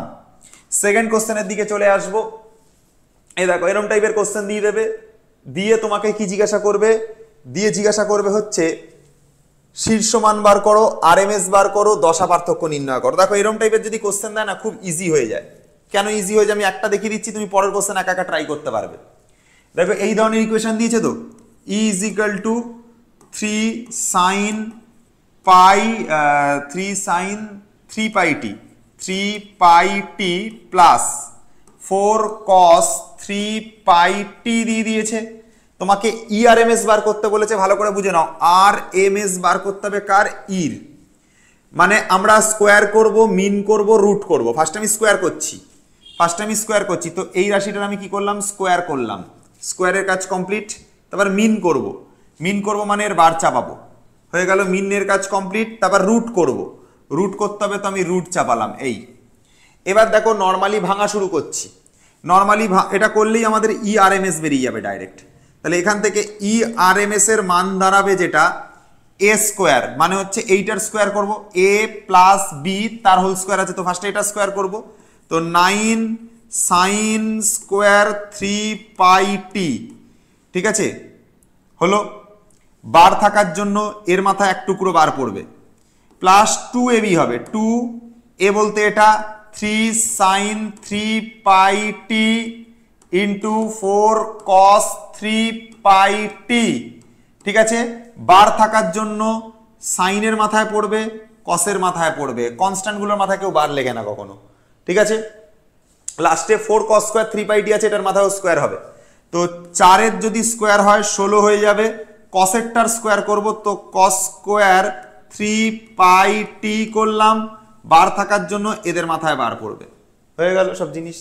এবার জাস্ট মান পুট করবার পালা। দেখো, আমি শিখিয়েছিলাম যেখানে স্কোয়ার থাকবে সেখানে আমরা হাফ বসাবো। দেখে নাও ফর্মুলা, স্কোয়ার থাকলে সাইন স্কোয়ারের মাথায় যদি স্কোয়ার থাকে, এই যে দেখো, এই যে সাইন স্কোয়ার বা কস স্কোয়ারের মাথায় স্কোয়ার থাকলে হাফ অ্যান্সার হবে, তার জায়গায় গড় করা বোঝায়, ঠিক আছে। এই বারটা থাকার অর্থ হচ্ছে গড় করা বোঝাচ্ছে। মাথায় কিন্তু এখনো রুট আছে, রুটের কাজ এখনো শেষ হয়নি, রুট দিতে হবে মাথার মধ্যে। এখানে হাফ বসাবো, এখানে 9 লিখবো। তাহলে লিখছি 9 ইন্টু হাফ প্লাস, এইটার মাথায় শুধু বার আছে, স্কোয়ার নেই, তাই 0 হবে। এটাও 0 হবে, তো 0 হওয়ার কারণে পুরো গ্রুপটাই 0 হয়ে যাবে। এইটার মাথায় বার আছে, 0 হবে। এটার মাথায় বার আছে, 0 হবে। এটার মান আবার হাফ হবে। তাহলে প্লাস 16 ইন্টু হাফ করে তার মাথায় কি হচ্ছে? রুট হচ্ছে, তার মাথায় রুট হচ্ছে।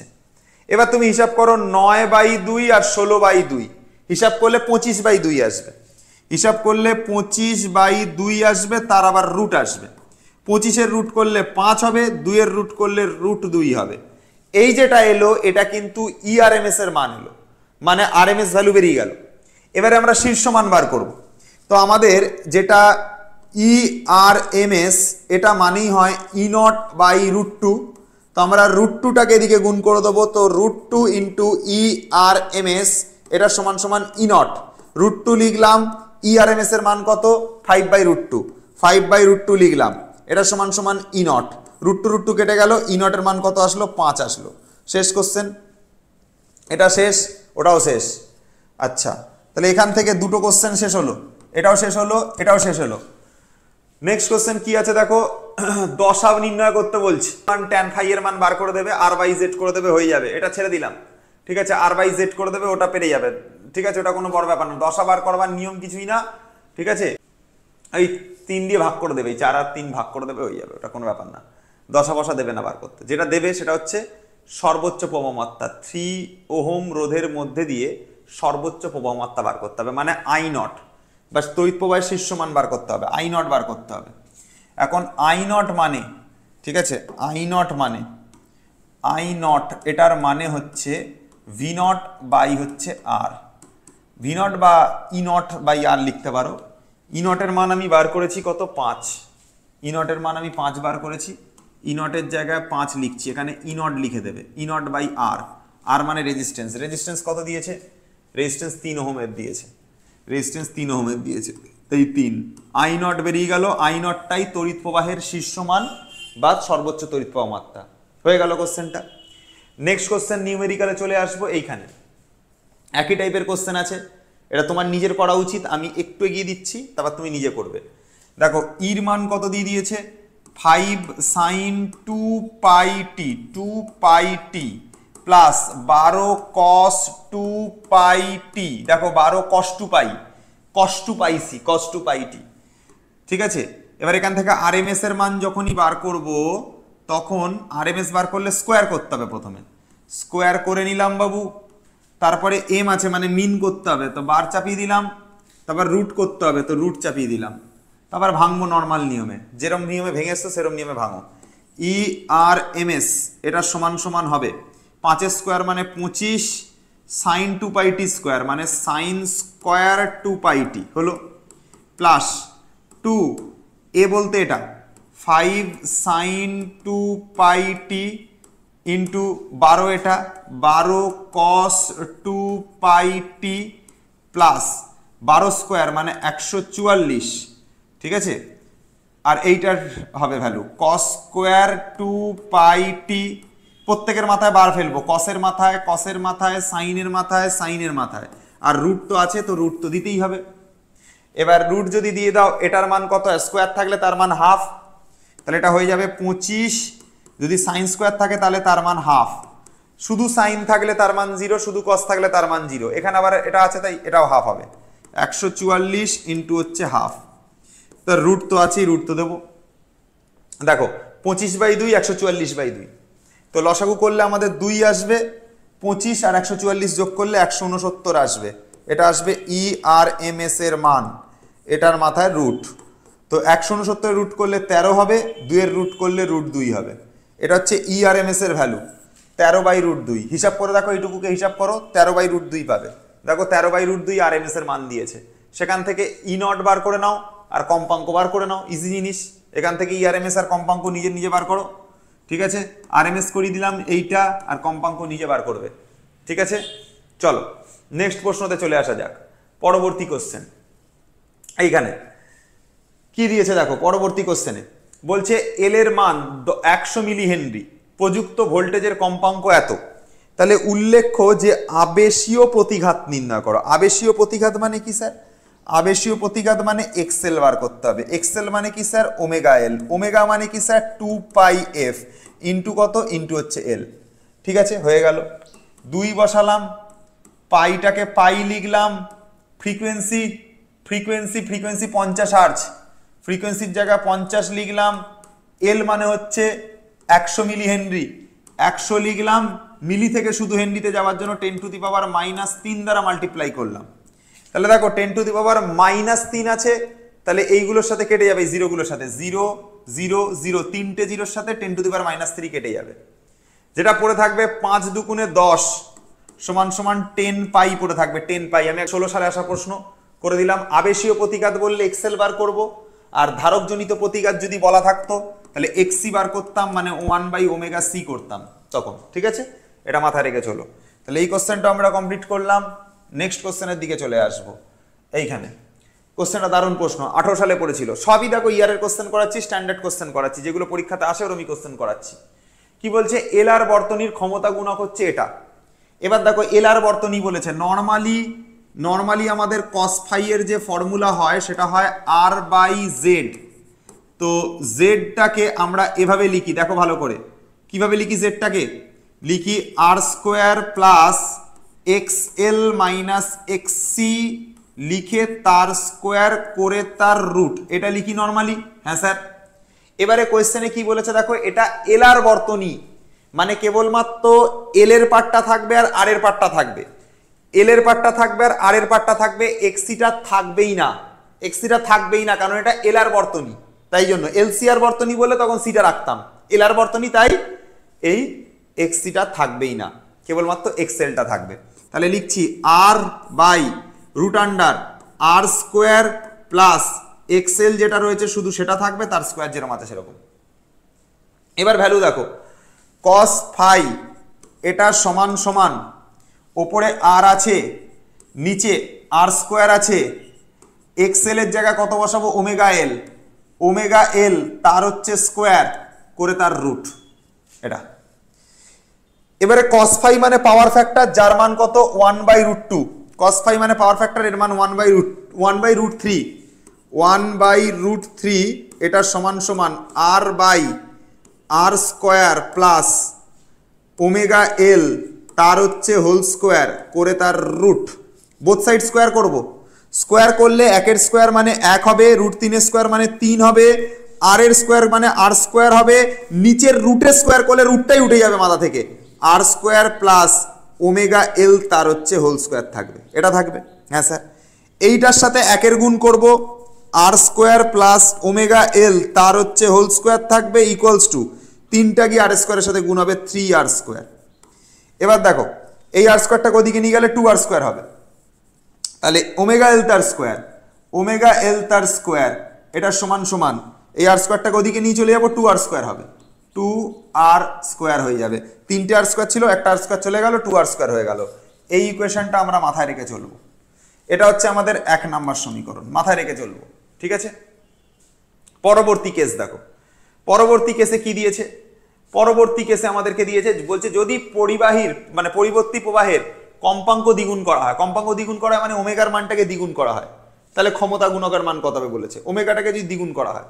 আচ্ছা, ওমেগাটাকে যদি দ্বিগুণ করি তাহলে কি হবে দেখো, cos phi এর বর্তনীতে আমরা cos phi এর ফর্মুলা ওপরে আর নিচে আর স্কোয়ার প্লাস ওমেগা এল তার হচ্ছে কি, তার হচ্ছে স্কোয়ার করে তার আবার রুট, এটা মান ওপরে আর নিচে আর স্কোয়ার ওমেগা এল তার স্কোয়ার করলাম করে তার আবার রুট, এটা মান। এবার বলেছে কম্পাঙ্ককে দ্বিগুণ করব, কম্পাঙ্ককে দ্বিগুণ করবো মানে হলো এই ওমেগাটাকে দ্বিগুণ করা হবে, এটাকে দ্বিগুণ করে দাও, এটাকে দ্বিগুণ করে দাও না, এটাকে 2 দিয়ে গুণ করে দিলাম, নাও দ্বিগুণ করে দিলাম, দিলে cos phi এর কত মান আসবে, তাই তো কোশ্চেনে তাই জানতে চাইছে তো, দিলে ক্ষমতা গুণক কত হবে, ভালো কথা। এবার দেখো এটাকে দ্বিগুণ করে দিয়েছি, দ্বিগুণ করে দেওয়ার পর কি ঘটনা ঘটছে দেখো, আরটা তো আরই থাকছে, আর স্কোয়ারটা আর স্কোয়ারই থাকছে, প্লাস 2 থাকছে, ওমেগা এল এর জায়গায় কি বসাবো, ওমেগা এল এর জায়গায় কি বসাবো দেখো। আচ্ছা আমি একটু হিসাব করে নিই, এখানটাতে 2 এর স্কোয়ারটা করেই দিই, 2 এর স্কোয়ার করলে 4 হবে, ওমেগা স্কোয়ার এল স্কোয়ার হবে, ওমেগা স্কোয়ার এল স্কোয়ার হবে করে তার রুট, আর হলো নিচে আর স্কোয়ার হলো 4 হলো ওমেগা স্কোয়ার এল স্কোয়ার। দেখো ওমেগা স্কোয়ার এল স্কোয়ারের মান, এটা ওমেগা স্কোয়ার এল স্কোয়ার তার মান 2r স্কোয়ার, তার মান 2r স্কোয়ার, ঠিক আছে, এটার মান হচ্ছে 2r স্কোয়ার, এই জায়গাটা 2r স্কোয়ার লিখবো, ইন্টু 2r স্কোয়ার লিখলাম, রুট আছে রুট দেব, তাহলে ওপরে আর হবে নিচে হবে 8r স্কোয়ার আর R square 9r square, 9r square লিখলাম করে তার রুট করে মান আসবে, ওপরে আর 9 রুট করলে 3, আর স্কোয়ারে রুট করলে শুধু আর, এটা এটা কেটে যাবে, উপরে 1 থাকবে আর নিচে 3 থাকবে, 1/3 অ্যান্সার বেরোচ্ছে, 1/3 কার মান, cos phi এর মান বেরোচ্ছে। তাহলে আমরা যদি ওমেগাটাকে দ্বিগুণ করি তাহলে পুরো ক্যালকুলেশন করবার পর আমাদের cos phi বেরোচ্ছে কত, 1/3, পাওয়ার ফ্যাক্টর 1/3 হয়ে যাবে। ঠিক আছে, তাহলে cos phi কত হয়ে যাবে? 1/3 হয়ে যাবে। আমরা 18 সালের কোশ্চেনটা করে দিলাম, 2018 সালের কোশ্চেন ছিল, এটাও শেষ করে দিলাম। পরবর্তী কোশ্চেনে চলে আসবো। ঠিক আছে, দেখো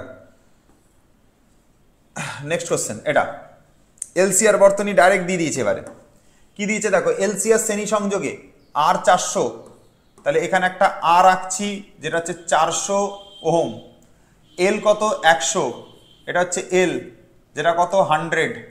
তারপরে কি দিয়েছে ক্যাপাসিটার কত দিয়েছে 1 মাইক্রোফ্যারাড। এটা সাথে কি দেওয়া থাকবে, একটা এসির সোর্স লাগানো থাকবে। এই হচ্ছে ছবি।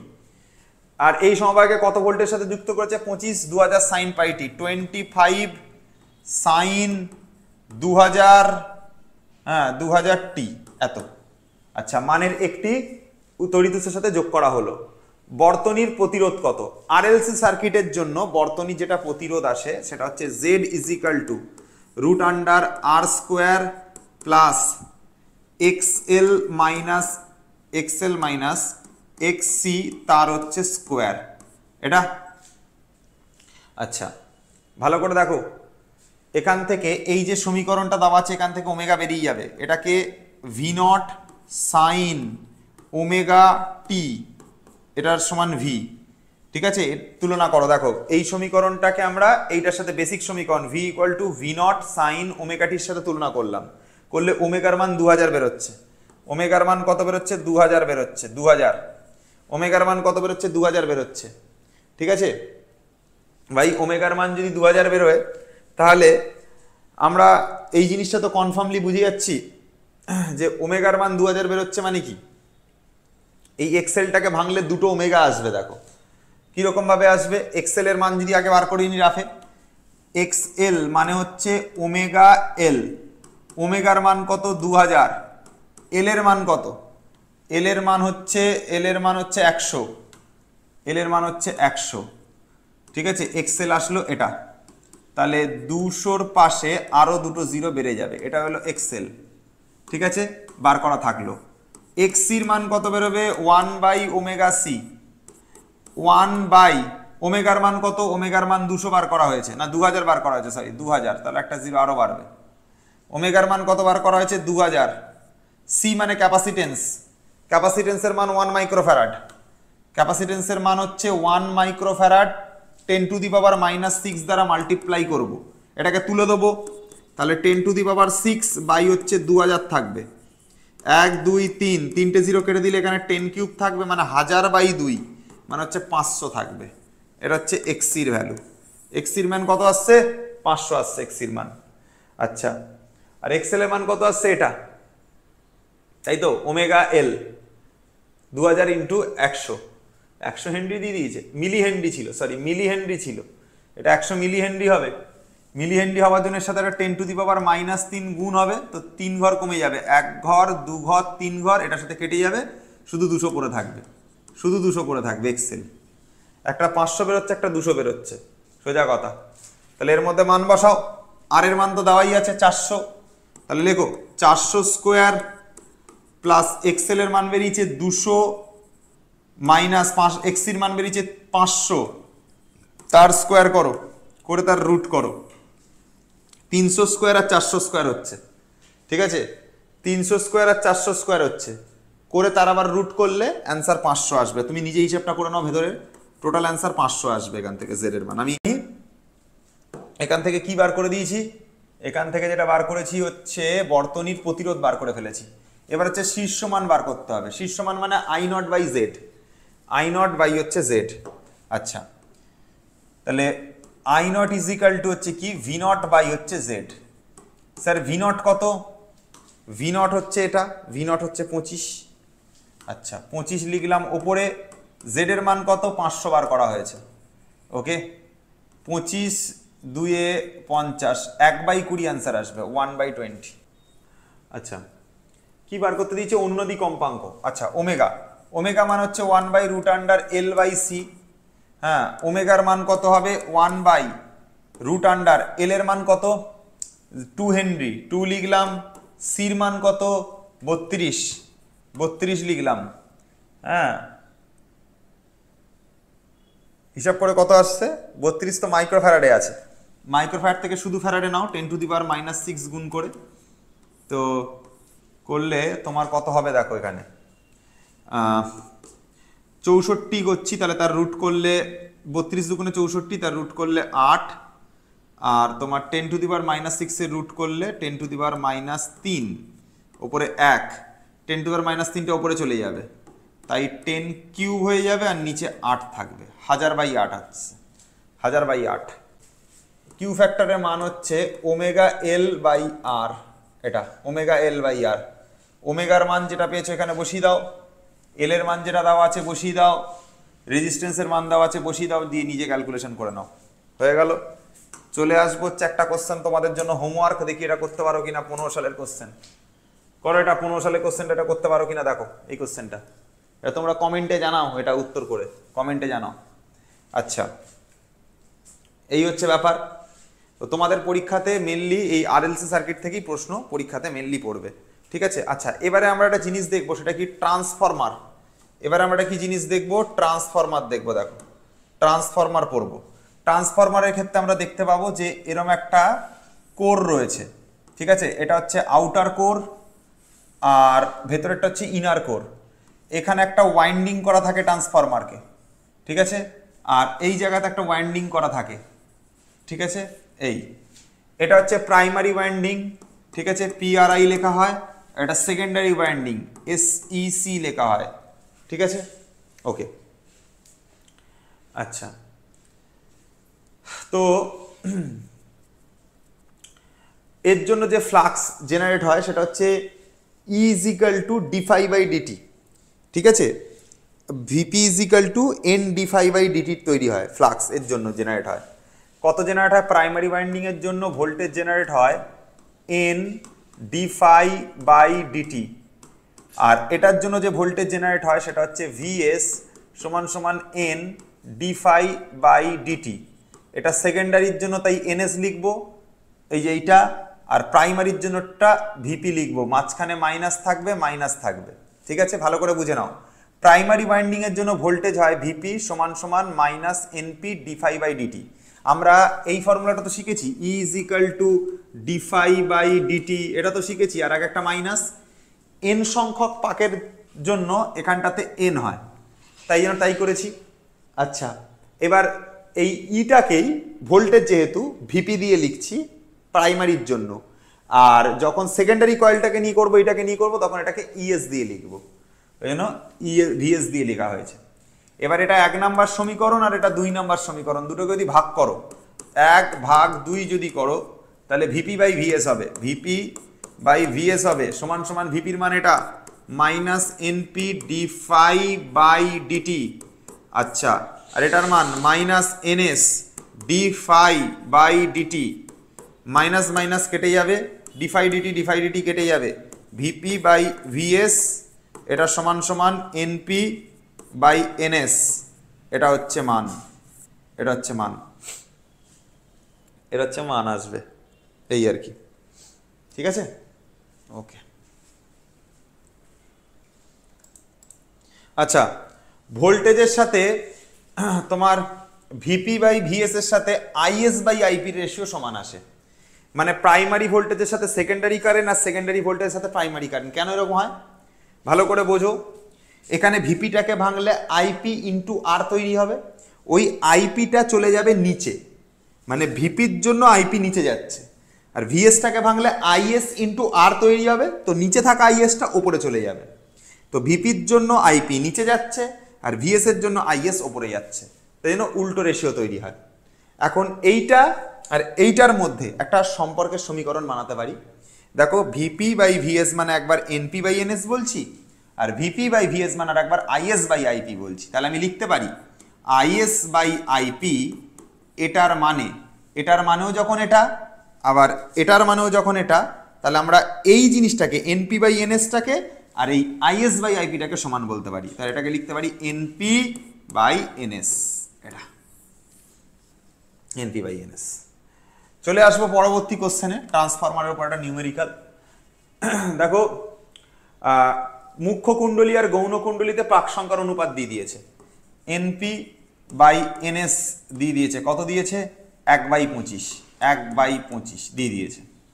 আচ্ছা কি জানতে চেয়েছে, তবে মুখ্য কুণ্ডলিতে প্রবাহ মাত্রা কত হবে, মানে আইপিটা জানতে চেয়েছে। সেকেন্ডেরটাতে কত প্রবাহ মাত্রা দিয়ে দিয়েছে, আইএসটা দিয়ে দিয়েছে, ভালো কথা। মুখ্য কুণ্ডলিতে জানতে চেয়েছে মানে আইপিটা জানতে চেয়েছে। NP/NS এর জায়গায় IS/IP বসিয়ে দাও, NP/NS এর জায়গায় IS/IP বসিয়ে দাও, সমান সমান 1/25। এবারে কি দেওয়া আছে ভাই, মুখ্য কুণ্ডলীরটা জানতে চাইছে মানে আইপিটা জানতে চাইছে, আগেরটা দেওয়া আছে মানে আইএসটা দেওয়া আছে, তো এখানে 2 বসাবো, 2/IP সমান সমান 1/25, ক্রস গুণ করো, হ্যাঁ আইপির সাথে 1 গুণ আইপি করো, 25 সাথে 2 গুণ 50 করো, এটা 50 অ্যাম্পিয়ার, খতম। এই হচ্ছে ক্যালকুলেশন, ঠিক আছে। ট্রান্সফরমার বেসড এই কোশ্চেনই পড়ে, তো মেনলি এই চ্যাপ্টারের মেন জায়গা আরএলসি সার্কিট এবং তার উপর অঙ্ক, না হলে ট্রান্সফরমার, এই জায়গা থেকে মেন কোশ্চেন আসে, ঠিক আছে। চলো।